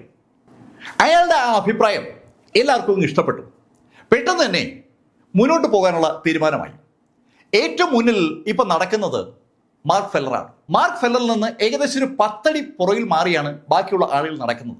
മാർക്ക് ഫെല്ലർ നടന്നു തുടങ്ങിയതും ആ പ്രായമുള്ള മനുഷ്യൻ മാർക്കിനെ വിളിച്ചു, ഏയ് നിൽക്കവിടെ. പുറകിൽ നിന്ന് ആ ആള് വിളിച്ചതും മാർക്ക് നിന്നു. അയാൾ നടന്ന് മാർക്കിന് അടുത്ത് വന്നിട്ട് അയാളുടെ ചൂണ്ടുവിരൽ മാർക്കിന്റെ നെറ്റിക്ക് നേരെ ചൂണ്ടി. ആ നിമിഷത്തിൽ അയാളുടെ ചൂണ്ടുവിരലിൽ നിന്ന് ഒരു പ്രകാശം മാർക്കിന്റെ നെറ്റി പതിഞ്ഞു. അവിടെ ഒരു അടയാളം വീണു. അയാൾ മാർക്കിനോട് പറഞ്ഞു, നീ എന്ത് ചിന്തിക്കുന്നുവെന്നും എങ്ങോട്ട് മൂവ് ചെയ്യുന്നെന്നും എനിക്ക് അറിയാനായിട്ടാണ് ഈ അടയാളം ഇട്ടത്. നീ ഞങ്ങളെ കബളിപ്പിക്കില്ല എന്ന് നമുക്ക് ഉറപ്പാക്കണമല്ലോ. അങ്ങനെ പറഞ്ഞിട്ട് ആ മനുഷ്യൻ ഹാരോണിനെ നോക്കിയതും ഹാരോണിന് അങ്ങനെ പറഞ്ഞിട്ട് അയാൾ തല ഉയർത്തി എല്ലാവരും നോക്കുകയാണ്. ഒരു വലിയ കാര്യം ചെയ്ത ഒരു ഫീൽ അയാൾക്കുണ്ട്. ലാങ് എന്ന് വിളിപ്പേരുള്ള ലാങ് ഹെബാർട്ട് ശരിക്കും ആ കൂട്ടത്തിലെ പ്രായമുള്ള മനുഷ്യനാണെങ്കിലും അയാൾക്ക് താൻ എല്ലാ കാര്യങ്ങളും അറിയുന്ന ആളാണെന്നുള്ള ഒരു ഭാവമുണ്ട്. ലാങ് ഹെബാർട്ടിന്റെ ആ തീരുമാനം എന്തായാലും ആൾക്ക് ഇഷ്ടപ്പെട്ടു. ലാങ് ഹെബാർട്ട് മാർക്കിനോട് പറഞ്ഞു, നടക്ക്. ലാങ് ഹെബാർട്ടിന്റെ അടുത്തേക്ക് ഈ സമയത്ത് നടന്നെത്തിയിരുന്ന മാർവൽ കാലുയർത്തി മാർക്കിന്റെ മൂട്ടിൽ ഒരു ഒറ്റയടി, നടക്കടാ. ശരിക്കും മാർക്കിനെ അയാൾ ചവിട്ടി ദൂരേക്ക് വിടുകയായിരുന്നു എന്ന് പറയാം. മാർക്ക് ഒന്നും മിണ്ടാതെ മുന്നോട്ട് നടന്നു. ഏകദേശം ഒരു അരമണിക്കൂർ കൂടുതൽ അവർ നടന്നു കാണും. ആ സമയത്ത് ആ ഹെബാർട്ട് മാർക്കിനോട് പറഞ്ഞു, ഏയ് ലെഫ്റ്റിലേക്ക് തിരി. നേരെ നടക്കുകയായിരുന്ന മാർക്കിനെ ലെഫ്റ്റിലേക്ക് നടക്കാനായിട്ട് ഹെബാർട്ട് പറഞ്ഞതും മാർക്കിന്റെ ഉള്ള് ഒന്ന് കിടുങ്ങി. ആ ഇടത് ഭാഗത്തേക്ക് പോയാൽ മാർക്ക് എത്തുക മാർക്കും ജിയാൻ ഗൂ കൂടി കുഴിച്ച ആ വലിയ കുഴിയിലേക്കാണ്. ആ മേഖലയിൽ അമൂല്യമായ എന്തോ ഉണ്ടെന്ന് മാർക്കിന് തോന്നിയതുകൊണ്ട് മാർക്കും ജിയാൻ കൂടി നേരത്തെ അവിടെ ഒരു കുഴി എടുത്തിരുന്നു. ഏകദേശം 20 അടിയോളം താഴ്ചയിൽ അവർ കുഴിച്ചിട്ടും ഒന്നും മാർക്കിന് കിട്ടിയില്ല. അന്ന് അവർ ആ കുഴി ഉപേക്ഷിച്ച് പോയതാണ്. മാർക്ക് പിന്നീട് തിരക്കിലായി പോയതുകൊണ്ട് അങ്ങോട്ടേക്ക് മടങ്ങി വരാൻ പറ്റിയില്ല.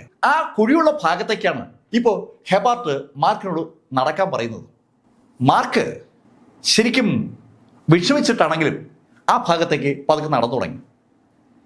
മാർക്കിൽ നിന്ന് ഏകദേശം 10 അടി പുറകിൽ നടക്കുന്ന ആളുകൾ മാർക്കിന് എന്തെങ്കിലും സംഭവിക്കുകയാണെങ്കിൽ ഓടി രക്ഷപ്പെടാൻ കണക്കാക്കിയാണ് നടക്കുന്നത്. ഡാർക്ക് എനർജിയുടെ വൻ സാന്നിധ്യം അവിടെ ഉണ്ടെന്ന് അവർക്കൊക്കെ നേരത്തെ അറിയാം. നേരത്തെ അവിടെ ഒരു പ്രതിഭാസം ഉണ്ടായിരുന്നു. ആകാശത്ത് ഒരു മേഘം എപ്പോഴും ഉണ്ടാവും. ആ മേഘത്തിന് ഒരാളുടെ മുഖമുണ്ടായിരുന്നു. ആ മുഖം താഴേക്ക് അങ്ങനെ നോക്കി നിൽക്കുമായിരുന്നു. പക്ഷെ ഇപ്പോൾ ആ മേഘവും ആ മുഖവും ഒന്നും കാണാനില്ല. അവിടെയുള്ള ഡാർക്ക് എനർജി പ്രൊട്ടക്ട് ചെയ്തിരുന്ന ആ അദൃശ്യ ശക്തി അവിടുന്ന് അപ്രത്യക്ഷമായത് അറിഞ്ഞുകൊണ്ടാണ് യഥാർത്ഥത്തിൽ ആളുകൾ അവിടേക്ക് വന്നിരിക്കുന്നത്. മാർക്ക് അവിടെ എത്തിയ നിമിഷത്ത് തന്നെ ആകാശത്ത് ആ മേഘത്തെ കാണാത്തത് നോട്ട് ചെയ്തിരുന്നു. എന്തായാലും മാർക്ക് അവർക്കൊപ്പം മുന്നോട്ട് നടക്കുകയാണ്. ഏകദേശം ഒരു 10 മിനിറ്റ് മാർക്ക് നടന്നു കാണും. അറിയാതെ മാർക്ക് ഒന്ന് നിന്നുപോയി. മാർക്ക് നിന്നതും പുറകിലോട്ടുള്ള ആളുകൾ നിന്നു. സകലരുടെയും ശ്രദ്ധ മാർക്ക് നോക്കുന്ന ഭാഗത്തേക്കാണ്. മാർക്കും ജിയാങ്കുവും കുഴിച്ച ആ കുഴിയുടെ സമീപത്ത് ഒരു പെൺകുട്ടി കാലുകൾ ക്രോസ് ചെയ്ത് വെച്ച് കണ്ണടച്ചിരിക്കുകയാണ്. അവൾ ബ്രീത്ത് ചെയ്യുന്നുണ്ട്. ഞെട്ടിപ്പിക്കുന്ന ഒരു കാഴ്ച എന്നേ അതിനെ പറയാൻ പറ്റൂ. ഹാരോണൊപ്പമുള്ള ആളുകൾ മാത്രമല്ല, മാർക്കും ആ പെൺകുട്ടിയെ സൂക്ഷിച്ചു നോക്കുകയാണ്. മാർക്ക് ശരിക്കും ഞെട്ടിയെന്ന് പറയാം. അത് സാക്ഷാൽ ഷിയ ഊ ആണ്.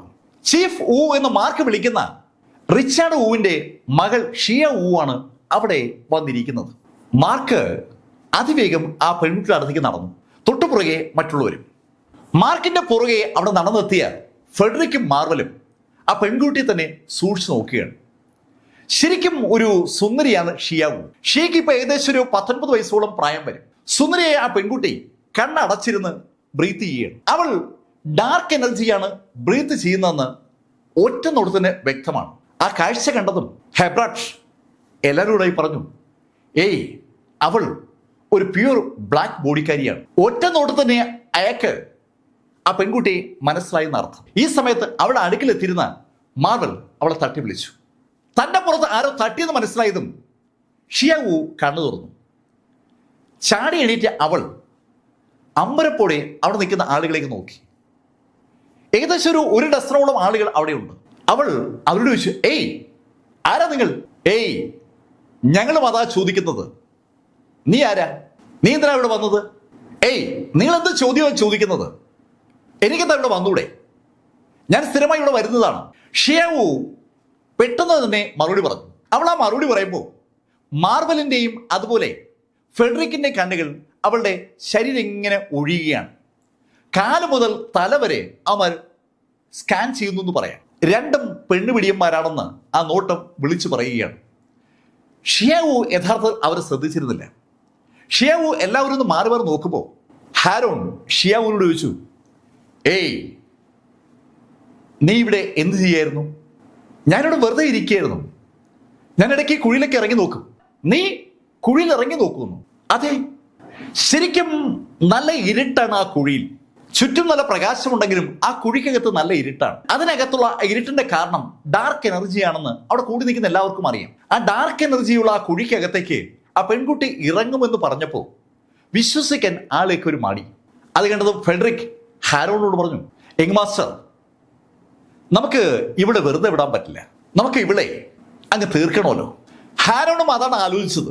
ഒരു എക്സ്പ്ലോറേഷനാണ് അവർ നടത്താൻ പോകുന്നത്. അവിടെ നിന്ന് കിട്ടുന്ന സാധനങ്ങൾ അവർ പങ്കുവെച്ചെടുക്കാൻ ഉദ്ദേശിച്ചിട്ടാണ് വന്നിരിക്കുന്നത്. അങ്ങനെ പങ്കുവെക്കുമ്പോൾ ആളുകൾ കുറഞ്ഞിരിക്കുന്നതാണ് നല്ലത്. ലോക്കലായിട്ടുള്ള ഒരു പെൺകുട്ടിയാണ് അവളെന്ന് വ്യക്തമാണ്. അവളെ ആ ഉദ്യമത്തിന്റെ ഭാഗമാക്കിയാൽ അവൾ ചിലപ്പോൾ നാട്ടുകാരോടൊക്കെ പറയാനുള്ള സാധ്യതയുണ്ട്. ഹാരോൺ അതൊക്കെയാണ് ആലോചിച്ചുകൊണ്ടിരുന്നത്. ഹാരോൺ മാർവൽ പറഞ്ഞത് കേട്ടതും മാർവലിനെ ഒന്ന് സൂക്ഷിച്ചു നോക്കിയതും മാർവൽ ഹാരോണിനോട് പറഞ്ഞു, യങ് മാസ്റ്റർ ഇവിടെ എനിക്ക് വിട്ടുതന്നൂടെ? അങ്ങനെ അയാൾ പറയുമ്പോൾ അയാളുടെ മുഖത്ത് ഒരു വിടന്റെ എല്ലാ ഭാവങ്ങളും ഉണ്ട്. ഹാരോണിന് അത് മനസ്സിലായി. ഹാരോൺ അയാളോട് പറഞ്ഞു, ഓ എന്തെങ്കിലും ആവട്ടെ. അത് കേട്ടതും ഫെഡറിക്കും ഹാരോണിനോട് പറഞ്ഞു, യങ് മാസ്റ്റർ ഞാനും കൂടി.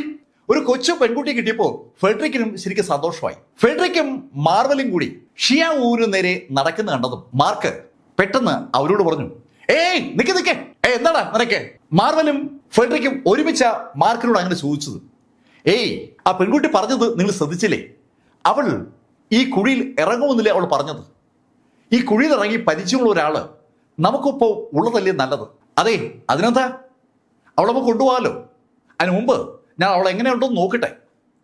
ഫെഡറിക്കും മാർവലും അങ്ങനെ പറഞ്ഞതും മാർക്ക് ഹാരോണിനോട് പറഞ്ഞു, യങ് മാസ്റ്റർ എനിക്ക് തോന്നുന്നത് ഈ പെൺകുട്ടി ഒരു ബ്ലാക്ക് എനർജി ഉള്ള കുട്ടിയാണെന്നാണ്. അവളുടെ ബോഡി മുഴുവൻ ബ്ലാക്ക് എനർജി ആണെന്നാണ് ഒറ്റ നോട്ടത്തിൽ തോന്നുന്നത്. അങ്ങനെയുള്ള ഒരാള് നമുക്കൊപ്പം ഉള്ളപ്പോൾ അവള് വെർജിൻ ആയിരിക്കുന്നതാണ് നല്ലത്. അങ്ങനെയാണെങ്കിലേ നമ്മള് അപകടങ്ങളിൽ നിന്ന് രക്ഷപ്പെടത്തുള്ളൂ. പ്യുവർ ബ്ലാക്ക് ബോഡിയുള്ള ആ പെൺകുട്ടി വെർജിൻ ആയിരിക്കുന്ന കാലത്തോളം മാത്രമേ അവളെ കൊണ്ട് ഉപയോഗമുള്ളൂ എന്ന് മാർക്ക് പറഞ്ഞതും ഹെബ്രാട്ട് ഹാരോണിനോട് പറഞ്ഞു, അതെ ആ പറഞ്ഞത് ശരിയാണ്. നമുക്ക് അവളെ വെർജിനാക്കി തന്നെ കൂടെ കൊണ്ടുപോകണം. ഈ കുഴിയിൽ ഇറങ്ങി പരിചയമുള്ള ഒരാള് നമുക്കൊപ്പം ഉള്ളത് എന്തായാലും നല്ലതാണ്. അങ്ങനെ ഹെബ്രാട്ട് പറഞ്ഞതും ഹാരോൺ ഹെബ്രാട്ടിനോട് ചോദിച്ചു, അല്ല ഇവിടെ ഈ കുഴിയിൽ ഇറങ്ങിയിട്ടുണ്ടെന്ന് എന്താ ഉറപ്പ്? യങ് മാസ്റ്റർ അതിപ്പോ ഞാൻ പരിശോധിക്കാം. അങ്ങനെ പറഞ്ഞിട്ട് അയാൾ ഷിയാ ഊവിന്റെ മുന്നിലേക്ക് വന്നു. ശരിക്കും ആളുകളുടെ മനസ്സ് വായിക്കാനുള്ള ഒരു കപ്പാസിറ്റി ആ ഹെബ്രാട്ടിനുണ്ട്. അയാൾ ഷിയാ ഊവിന്റെ നെറ്റിക്ക് നേരെ അയാളെ വിരലൊന്ന് ചൂണ്ടി. ആ നിമിഷത്തിൽ ആ വിരലിൽ നിന്ന് ഒരു പ്രകാശം ഷിയാ ഊവിന്റെ രണ്ട് പുരുകങ്ങൾക്കും ഇടയിലായി പതിച്ചു. ആ പുരുകത്തിനിടയിലായി ശരിക്കൊരു മാർക്ക് ഉണ്ടായെന്ന് പറയാം, ഒരു അടയാളം. ആ അടയാളത്തിലേക്ക് സൂക്ഷിച്ചു നോക്കിയ അയാൾ ആ അടയാളത്തിലൂടെ ഷിയുടെ മനസ്സ് വായിക്കുകയാണ്. ഈ സമയത്ത് മാർക്ക് വല്ലാത്ത ടെൻഷനിലാണ്. ഷിയാ ഊ പറഞ്ഞ കാര്യം സത്യമാണോ ഇല്ലയെന്ന് മാർക്കിന് അറിയില്ല. അവൾ പറഞ്ഞത് കള്ളമാണെങ്കിൽ ഷിയ ശരിക്കും അപകടത്തിൽപ്പെടും. അങ്ങനെ മാർക്ക് ആലോചിക്കുമ്പോഴേക്കും ഹെബ്രാട്ട് ഹാരോണിനോട് പറഞ്ഞു, യങ് മാസ്റ്റർ അവൾ പറഞ്ഞത് ശരിയാണ്. അവൾ ഈ കുഴിയിൽ ഇറങ്ങിയിട്ടുണ്ട്. ആ കുഴിയിൽ ആ പെൺകുട്ടി ഇറങ്ങുകയും കയറുകയും ചെയ്തു എന്നുള്ള കാര്യം ഇപ്പോ ബോധ്യമായതും ആ ടീം അംഗങ്ങൾക്കൊക്കെ ശരിക്കും സന്തോഷം. കുഴിയിലേക്ക് ഇറങ്ങാൻ ഒരു ബുദ്ധിമുട്ടുമില്ല. ഒരു ആൾ ഇറങ്ങിയതാണല്ലോ, ഇനി ആർക്ക് വേണമെങ്കിലും ഇറങ്ങാം. അങ്ങനെ ഒരു ധാരണ അവർക്ക് ഉണ്ടായതും മാർവൽ ഒരു കല്ലെടുത്ത് ആ കുഴിയിലേക്ക് ഇട്ടു. അടുത്തത് അയാളെ കല്ല് എടുത്ത് ആ കുഴിയിലേക്ക് ഇടുമ്പോൾ ഒരു ശബ്ദമാണ് സകലരും പ്രതീക്ഷിച്ചത്.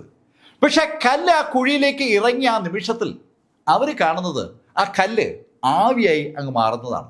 അമ്പരപ്പിക്കുന്ന വേഗതയിൽ ആ കല്ല് അലിഞ്ഞങ്ങില്ലാതായി. അത് കണ്ടതും ആ ടീമങ്ങൾ ഒന്നടങ്കം നടുങ്ങിയെന്ന് പറയാം. ആ കല്ല് അന്തരീക്ഷത്തിൽ വെച്ച് തന്നെ അലിഞ്ഞ് അപ്രത്യക്ഷമായതും മാർവൽ മാർക്കിനെ നോക്കി മാർക്കിനോടായി പറഞ്ഞു, ആ നീ ഇറങ്ങ്.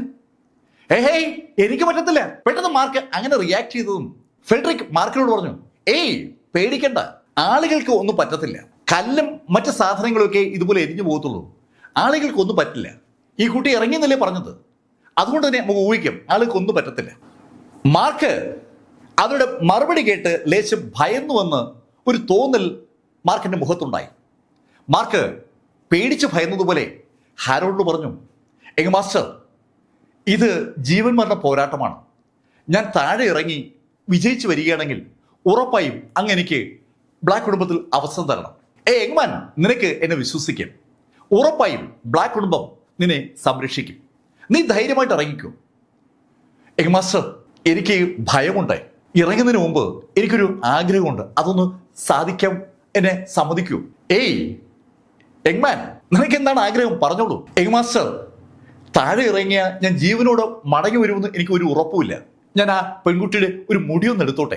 ഞാൻ ഇതുവരെ ഒരു പെണ്ണിനെയും തൊട്ടിട്ടില്ല. മാർക്ക് ഫെല്ലർ പറഞ്ഞ ആ ഡയലോഗ് കേട്ടതും അവിടെ കൂടിയുന്ന മുഴുവൻ ആളുകളും ഒന്നടങ്കം പൊട്ടിച്ചിരിച്ചു. ഇവൻ ഏത് ടൈപ്പാണ്? അങ്ങനെ പറഞ്ഞുകൊണ്ട് ആളുകൾ ചിരിച്ചതും ഹാരോൺ മാർക്കിനോട് പറഞ്ഞു, ഓക്കെ ഓക്കെ ഓക്കെ നീ മുടിയെടുത്തോ. അങ്ങനെ മാർക്കിന് അനുവാദം കിട്ടിയതും മാർക്ക് ഷിയാ ഊവിന്റെ അടുത്തേക്ക് നടന്നു വന്നു. മാർക്ക് അവളുടെ അടുത്തേക്ക് നടന്നു വരുന്ന കണ്ടതും അവൾ പുറകോട്ട് നീങ്ങി. ഏയ് എന്നെ പുറത്തുവിടരുത്. അങ്ങനെ അവൾ പറഞ്ഞപ്പോ മാർക്ക് പെട്ടെന്ന് അവളെ കെട്ടിപ്പിടിച്ചു. ഷിയാവൂന് എന്തെങ്കിലും ചെയ്യാൻ കഴിയുമ്പോൾ മാർക്ക് അവളെ കെട്ടിപ്പിടിക്കുകയായിരുന്നു. അത് കണ്ടതും ആളുകൾ ഒന്നടങ്കം ചിരി തുടങ്ങി. കൊള്ളാം, അവൻ കിട്ടിയ അവസരം മുതലാക്കുകയാണ്. ആളുകൾ ആ സ്റ്റേറ്റ്മെന്റ് പറയുമ്പോൾ മാർക്ക് അവളുടെ ചെവിയിലൂടെ പറഞ്ഞു, ഏയ് ഷിയ, ഞാൻ മാർക്കാണേ, നീ എനിക്കൊപ്പം കുഴിയിലേക്ക് ഇറങ്ങണം. പക്ഷേ നീ ബഹളം ഉണ്ടാക്കണം. ഞാനാണെന്ന് നീ മനസ്സിലാക്കിയതിട്ട് അവർ മനസ്സിലാക്കരുത്. വളരെ പെട്ടെന്ന് മാർക്ക് എങ്ങനെ പറഞ്ഞുകൊണ്ട് മാർക്ക് അവളെ കെട്ടിപ്പിടിച്ചതും അവള് മാർക്കിന്റെ കൈ വിടുവിക്കാനായിട്ട് മാർക്കിന്റെ പുറത്ത് ഇടിച്ചു തുടങ്ങി. ശരിക്കും മാർക്കും അവളും തമ്മിൽ ഒരു മൽപ്പിടുത്തം നടന്നു എന്ന് പറയാം. മാർക്കിനെ ഒരു പരുവത്തിൽ അവളുടെ ശരീരത്തിൽ നിന്ന് തള്ളി മാറ്റി. അത് കണ്ടതും ആ കൂടെ നിൽക്കുന്ന ആളുകൾ ഒരേ ചിരി. ഏയ്, നീ കൊള്ളാലോ, കിട്ടിയ അവസരം നീ അങ്ങ് മുതലാക്കിയല്ലേ. അത് കേട്ടത് ഷിയാവു എല്ലാവരോടായി പറഞ്ഞു, എനിക്കിവരെ കൊല്ലണം, ഇവരെ ഞാൻ കൊല്ലും. അങ്ങനെ ഷിയാവു പറഞ്ഞതും ഹാരോൺ മാർക്കിനോട് ചോദിച്ചു, എടാ നീ എന്താ അവളോട് പറഞ്ഞേ? യങ് മാസ്റ്റർ, അത് പിന്നെ ഞാൻ അവളോട് എനിക്കൊപ്പം കഴിയാമെന്ന് ചോദിച്ചു. കിട്ടിയ അവസരത്തിൽ തന്നെ അവൻ അങ്ങനെ ചോദിച്ചപ്പോൾ സ്വാഭാവികമായിട്ട് ആ പെൺകുട്ടിക്ക് ദേഷ്യം വന്നതാണെന്ന് അത് കേട്ട് എല്ലാവർക്കും മനസ്സിലായി. മാർക്ക് അങ്ങനെ പറഞ്ഞതും എല്ലാവരും വീണ്ടും ചിരി തുടങ്ങി. എന്തായാലും അവർക്ക് തമാശയ്ക്കുള്ള ഒരാളാണ് എത്തിയിരിക്കുന്നത്. അക്കാര്യത്തിൽ അവർക്ക് ആർക്കും സംശയമില്ല. പെട്ടെന്ന് മാർവൽ അവനോട് പറഞ്ഞു, ഡാ ചിരിച്ചുകൊണ്ടിരിക്കാതെ ചാട്. ഈ സമയത്തേക്ക് മാർക്ക് ചാടാൻ പോയതും മാർക്കിന്റെ തൊട്ടടുത്തേക്ക് ഷിയാവു ഓടിയെത്തി. മാർക്ക് ഷിയാവുവിന്റെ കൈ പിടിച്ചുകൊണ്ട് ഒരൊറ്റ ചാട്ടം. മാർക്ക് ഫെല്ലറും ഷിയാവുവും ആ കുഴിയിലേക്ക് അങ്ങനെ ചാടുമ്പോൾ പുറത്തു നിൽക്കുന്ന ആളുകൾ വല്ലാത്തൊരു അമ്പരപ്പോടെ ആ കുഴിയിലേക്ക് നോക്കുകയാണ്. പക്ഷെ അവർക്കാർക്കും കുഴിയുടെ അടുത്തേക്ക് പോകാനുള്ള ഒരു ധൈര്യമില്ല. കുഴിയിൽ നിന്ന് കുറെ അടി മാറി നിന്നിട്ടാണ് അവർ ഈ അഭ്യാസങ്ങളൊക്കെ നടത്തുന്നത്. കുഴിക്കകത്തേക്ക് ആ ചെറുപ്പക്കാരനും ആ ചെറുപ്പക്കാരിയും ചാടിക്കഴിഞ്ഞപ്പോൾ പുറത്തു നിൽക്കുന്ന ആളുകൾ പരസ്പരം സംസാരിച്ചു തുടങ്ങിയാണ്. രണ്ടും തീരുവോ? ഏയ്, അങ്ങനെ സംഭവിക്കില്ല. ആ പെൺകുട്ടി പറഞ്ഞതല്ലേ അവള് നേരത്തെ ഇറങ്ങിയിട്ടുണ്ടെന്ന്. ഹെബർട്ട്, നീ പറഞ്ഞത് ശരിയല്ലേ? യങ് മാസ്റ്റർ, അങ്ങനെ തെറ്റിദ്ധരിക്കേണ്ട, ഞാൻ പറഞ്ഞത് 100% ശരിയാണ്. അവരങ്ങനെ സംസാരിച്ചുകൊണ്ടിരിക്കുമ്പോഴേക്കും മാർക്കും ഷിയാവും ആ കുഴിയുടെ ഏറ്റവും അടിയിലെത്തി. താഴേക്ക് വരുമ്പോഴേക്കും ഷിയയെ മാർക്ക് ഒരു കയ്യിൽ താങ്ങിയിരിക്കുകയാണ്. അതുകൊണ്ട് തന്നെ ഷിയ വളരെ കൂളായിട്ടാണ് താഴെ എത്തിയത്. താഴെ എത്തിയതും മാർക്ക് ആ തൊപ്പി എടുത്തു. തൊപ്പി എടുത്തപ്പോഴാണ് ശരിക്കും മാർക്കിനെ ഷിയ നന്നായി കാണുന്നത്. ഏയ് മാർക്ക്, എന്തിനാ ഈ തൊപ്പിയൊക്കെ വെച്ചത്? ഷിയ, അതൊക്കെ ഞാൻ പിന്നീട് പറയാം.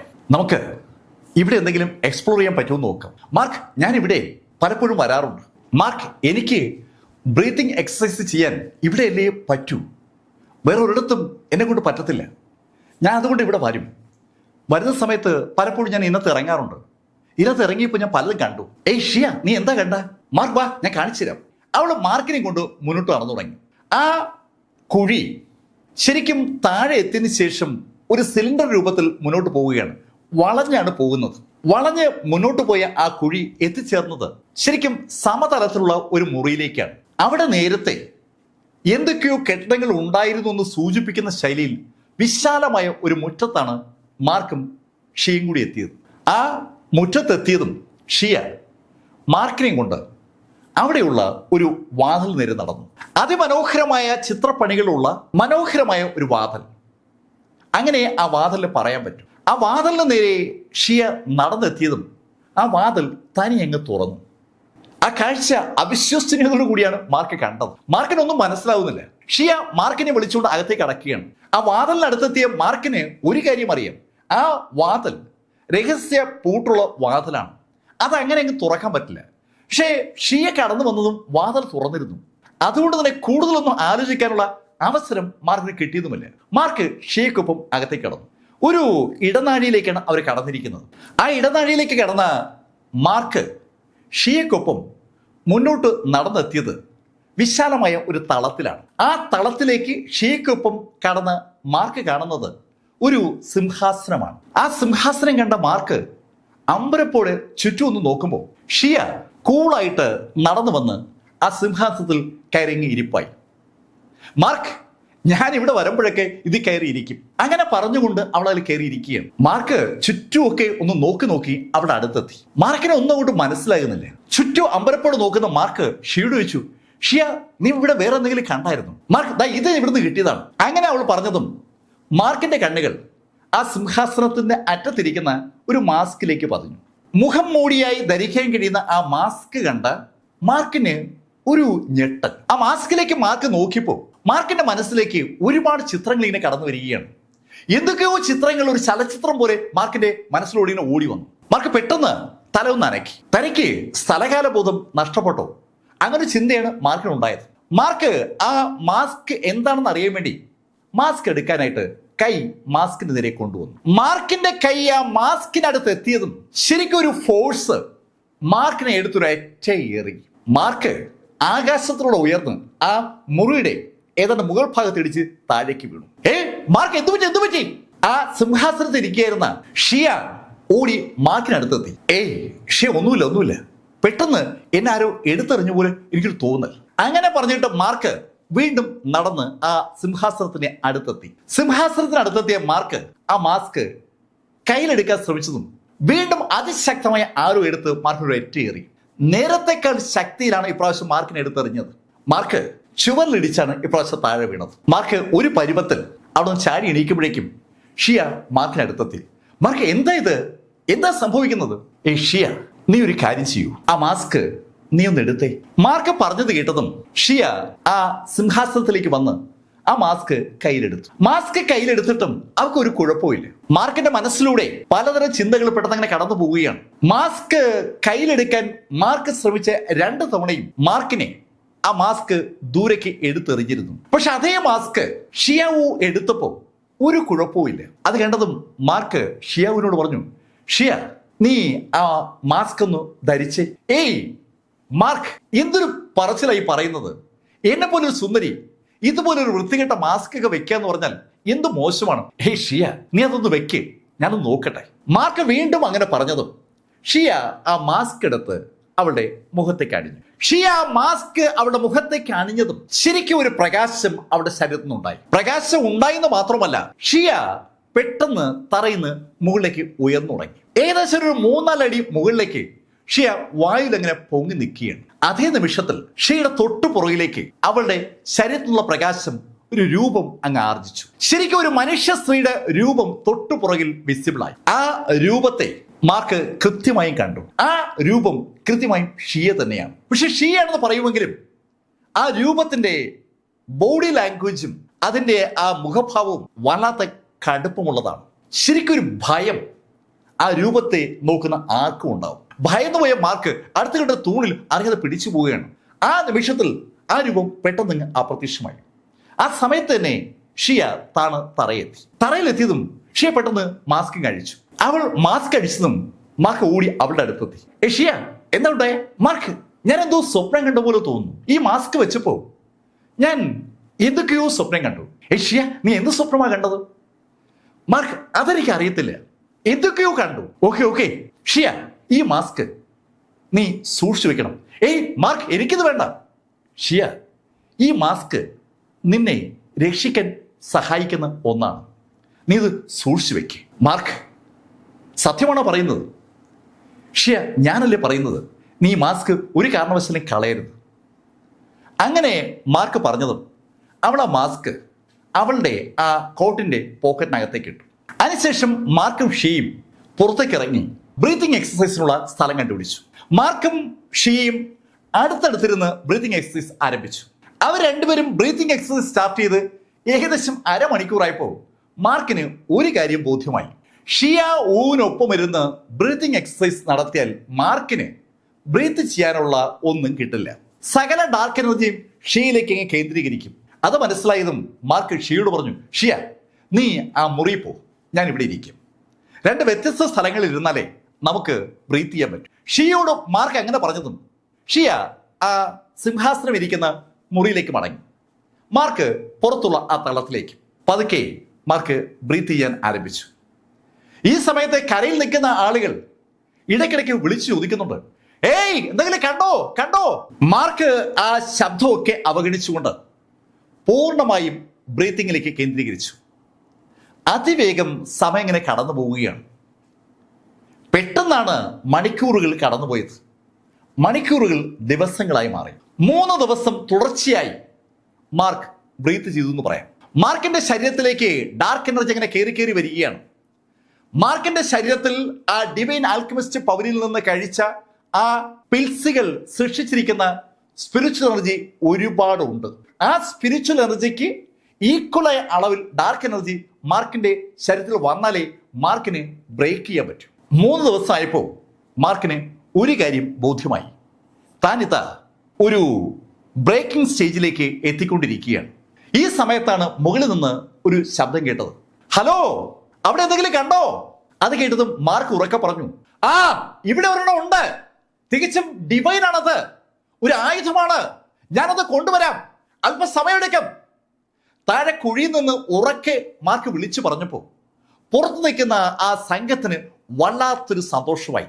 അകത്ത് ശരിക്കും ഡിവൈൻ ആയിട്ടുള്ള എന്തോ സംഭവമുണ്ട്. അവരുടെ ആ എക്സ്പ്ലോറേഷന് ഇത് അർത്ഥമുണ്ടാവുകയാണ്. അകത്ത് ആ 2 ആളുകൾ ഇറങ്ങിയിട്ടും അകത്തേക്ക് ഇറങ്ങാൻ പുറത്തേക്കുന്ന ആളുകൾക്ക് ഒരു മടിയുണ്ട്. മാർക്ക് വീണ്ടും ബ്രീത്തിങ് ആരംഭിച്ചു. അതിവേഗം 2 ദിവസം കൂടി അങ്ങ് കടന്നുപോയി. 3-ാമത്തെ ദിവസം രാവിലെ ആയപ്പോൾ തന്നെ മാർക്ക് ഏതാണ്ട് ബ്രേക്കിംഗ് സ്റ്റേജിലേക്ക് എത്തി. ആ സമയത്ത് അന്തരീക്ഷത്തിൽ ഇഷ്ടംപോലെ മേഘങ്ങൾ വന്ന് നിറഞ്ഞു തുടങ്ങി. 3 ദിവസം കഴിയുമ്പോൾ ആയുധം അവിടെ നിന്ന് എടുക്കാനുള്ള പരിവാകുമെന്നാണ് അകത്ത് നിന്ന് മാർക്ക് വിളിച്ചു പറഞ്ഞത്. ആ കാര്യം ഓർമ്മയുള്ള പുറത്തുള്ള സംഘം ആകാശത്ത് ഇഷ്ടംപോലെ മേഘങ്ങൾ വന്നത് കണ്ടതും അറിയാതെ പറഞ്ഞു പോവുകയാണ്, അതെ, അതിശക്തമായ ഡിവൈൻ ആയുധം ജനിക്കാൻ പോവുകയാണ്. അങ്ങനെ അവർ പറയുമ്പോഴേക്കും ആകാശത്ത് ഇഷ്ടംപോലെ മേഘങ്ങളായി. ശരിക്കും ഒരു ഡിവൈൻ ട്രിബുലേഷൻ ആരംഭിക്കുകയാണ്. ആ മേഘങ്ങൾ ഒരു തുള്ളി മഴ പോലും പെയ്യിക്കാതെ പരസ്പരം ഏറ്റുമുട്ടി അവിടെ ഒരു ഇടിമിന്നൽ സൃഷ്ടിക്കുകയാണെന്ന് പറയാം. ഇടിമിന്നൽ സ്റ്റാർട്ട് ചെയ്തതോടുകൂടി ആ സംഘം ശരിക്കും ദൂരേക്ക് ഓടി മാറി. കണ്ണഞ്ചിക്കുന്ന പ്രകാശവും ചെവി പൊട്ടിപ്പോകുന്ന ഇടിയും, അതാണ് തുടർന്ന് അവിടെ കാണുന്നത്. ശരിക്കും ആകാശത്ത് മേഘങ്ങൾ മത്സരിച്ച് ഇടികൂടുകയാണെന്ന് പറയാം. ഇഷ്ടംപോലെ മിന്നൽ ആ കുഴിയിലേക്ക് വീഴുകയാണ്. ആ മിന്നൽ ആ കുഴിയിലേക്ക് വീഴുമ്പോൾ ആ മിന്നൽ നേരെ പതിക്കുന്നത് മാർക്കിന്റെ പുറത്താണ്. ഒരു തൂണിന് മറഞ്ഞു നിൽക്കുന്ന ഷിയാവു അത് കാണുന്നുണ്ട്. അവർക്ക് വിശ്വസിക്കാൻ പറ്റുന്നില്ല. അവർക്ക് അടുത്തേക്ക് പോകാനും പറ്റുന്നില്ല. മാർക്കിന്റെ പുറത്ത് ആ മിന്നൽ വീഴുമ്പോൾ മാർക്കിന്റെ പുറം പൊട്ടിപ്പൊളിയുന്നു. മാർക്കിന്റെ എല്ലുകൾ വരെ പുറത്ത് കാണാവുന്ന ശരിയിൽ മാർക്കിന്റെ ദേഹം നുറുങ്ങുകയാണ്. പക്ഷെ പെട്ടെന്ന് തന്നെ മാർക്കിന്റെ ആ ബോഡി പിന്നെയും പുനർജീവിക്കും. അമ്പരപ്പിക്കുന്ന ആ കാഴ്ച വളരെ അവിശ്വസനീയത കൂടിയാണ് ഷിയാവു കാണുന്നത്. ഷിയ അങ്ങനെ നോക്കി നിൽക്കുമ്പോൾ അനവധി തവണയാണ് മാർക്കിന്റെ പുറത്തേക്ക് ആ മിന്നൽ വീഴുന്നത്. ശക്തമായ മിന്നലാണ് മാർക്കിന്റെ പുറത്ത് വീണുകൊണ്ടിരിക്കുന്നത്. അതിശക്തമായ ഇടിക്കൊപ്പം അതിശക്തമായ മിന്നൽ ആ കുഴിയിലേക്ക് പതിക്കുമ്പോൾ ആ കാഴ്ച കണ്ടുകൊണ്ട് നിൽക്കുന്ന ആ 12 ടീമിനും ഹാരോണിനും ഒക്കെ വല്ലാത്തൊരു ആവേശം വരികയാണ്. ശരിക്കും ഇതൊരു വലിയ സംഭവമാണ്. അകത്ത് നമുക്ക് ലഭിക്കാൻ പോകുന്നത് അതിശക്തമായ ഒരു ആയുധമായിരിക്കും. ആ കാര്യത്തിൽ അവർക്ക് ആർക്കും അഭിപ്രായ വ്യത്യാസമില്ല. സകലരും അങ്ങ് നോക്കി നിൽക്കുമ്പോൾ താഴെ മാർക്കിന്റെ ആ ബോഡി ട്രാൻസ്ഫോർമേഷൻ ഏതാണ്ട് പൂർത്തീകരിച്ചു. മാർക്ക് മൊണാസ്റ്റിക് സ്റ്റേജിൽ നിന്ന് എൻലൈറ്റ്മെന്റ് സ്റ്റേജിലേക്ക് കടക്കുകയാണ്.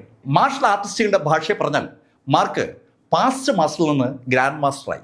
ശരിക്കും ഗ്രാൻഡ് മാസ്റ്ററിലെ പീക്ക് ലെവലിലുള്ള ആളെ തോൽപ്പിക്കാനുള്ള കപ്പാസിറ്റി പാസ്റ്റ് മാസ്റ്റർ ആയിരിക്കുമ്പോഴേ മാർക്കിനുണ്ട്. മാർക്ക് ഇതാ ഗ്രാൻഡ് മാസ്റ്ററായി മാറിയിരിക്കുകയാണ്. ശരിക്കും ഗ്രാൻഡ് മാസ്റ്റർ നിലയിലേക്ക് മാർക്ക് മാറിയതും മാർക്ക് ആ ഇരുന്ന സ്ഥലത്ത് നിന്ന് എണീറ്റു. ഈ സമയത്ത് 30 വയസ്സിന് മുകളിൽ പ്രായമുള്ള മാർക്കിനെ കണ്ടാൽ 20 വയസ്സിന് മുകളിലേ പ്രായം തോന്നും. അതിസുന്ദരനായി മാർക്ക് മാറിയെന്നർത്ഥം. മാർക്കിനെ ശരിക്കും കൗതുകപൂർവ്വം നോക്കി നിൽക്കുകയാണ് ഷിയാവു. അവർക്ക് വിശ്വസിക്കാൻ പറ്റുന്നില്ല. അവർക്കറിയാവുന്ന മാർക്കിനേക്കാൾ സുന്ദരനായ മാർക്കാണ് ഇപ്പോൾ അവിടെ മുന്നിൽ നിൽക്കുന്നത്. മാർക്ക് ഷിയയോട് പറഞ്ഞു, ഷിയ, നമ്മൾ മുകളിലേക്ക് പോവുകയാണ്, നീ എന്നെ കെട്ടിപ്പിടിച്ചോ, ഞാൻ മുകളിലേക്ക് ജമ്പ് ചെയ്യും. മാർക്ക് പറഞ്ഞതനുസരിച്ച് ഷിയ വന്ന് മാർക്കിന്റെ ഇടുപ്പിൽ കെട്ടിപ്പിടിച്ചു. മാർക്ക് ആ തൊപ്പി എടുത്ത് വെച്ചതിന് ശേഷം താഴെ നിന്ന് മുകളിലേക്ക് ഒരൊറ്റ ജമ്പ്. ആ കുഴിയുടെ മുകളിലുള്ള ആളുകൾ ഏതാണ്ട് മിന്നലൊക്കെ തീർന്നപ്പോൾ വല്ലാത്തൊരു ആശ്വാസത്തിലായിരുന്നു. അപ്പോഴാണ് താഴെ നിന്ന് ഒരു ഗോൾഡൻ പ്രകാശം മുകളിലേക്ക് വരുന്നത് അവർ ശ്രദ്ധയിൽപ്പെട്ടത്. ആ ഗോൾഡൻ പ്രകാശം മുകളിലേക്ക് ഉയർന്നു വരുന്ന കണ്ടതും അവർക്ക് ആ കാര്യം ഉറപ്പായി. ഇതാ ആ ഡിവൈൻ ആയുധം മുകളിലേക്ക് വരികയാണ്. സകലരും ആ ഡിവൈൻ ആയുധം കാണാൻ വേണ്ടി ആകാംക്ഷയോടെ അങ്ങനെ നോക്കി നിൽക്കുന്നതും മുകളിലേക്ക് ആ ഗോൾഡൻ പ്രകാശം പൊങ്ങി വന്നു. കഥയുടെ ഈ ഭാഗം ഞാനിവിടെ അവസാനിപ്പിക്കുന്നു. അടുത്ത ഭാഗവുമായി അടുത്ത ദിവസം നമുക്ക് വീണ്ടും കാണാം. ഇതുവരെ എം ലൈഫിൽ നിന്ന് മാർക്ക് ഫെല്ലറുടെ കഥ നിങ്ങളോട് പറഞ്ഞത് BS ചന്ദ്രമോഹൻ. കമന്റുകൾ ചെയ്യുക. Thank you.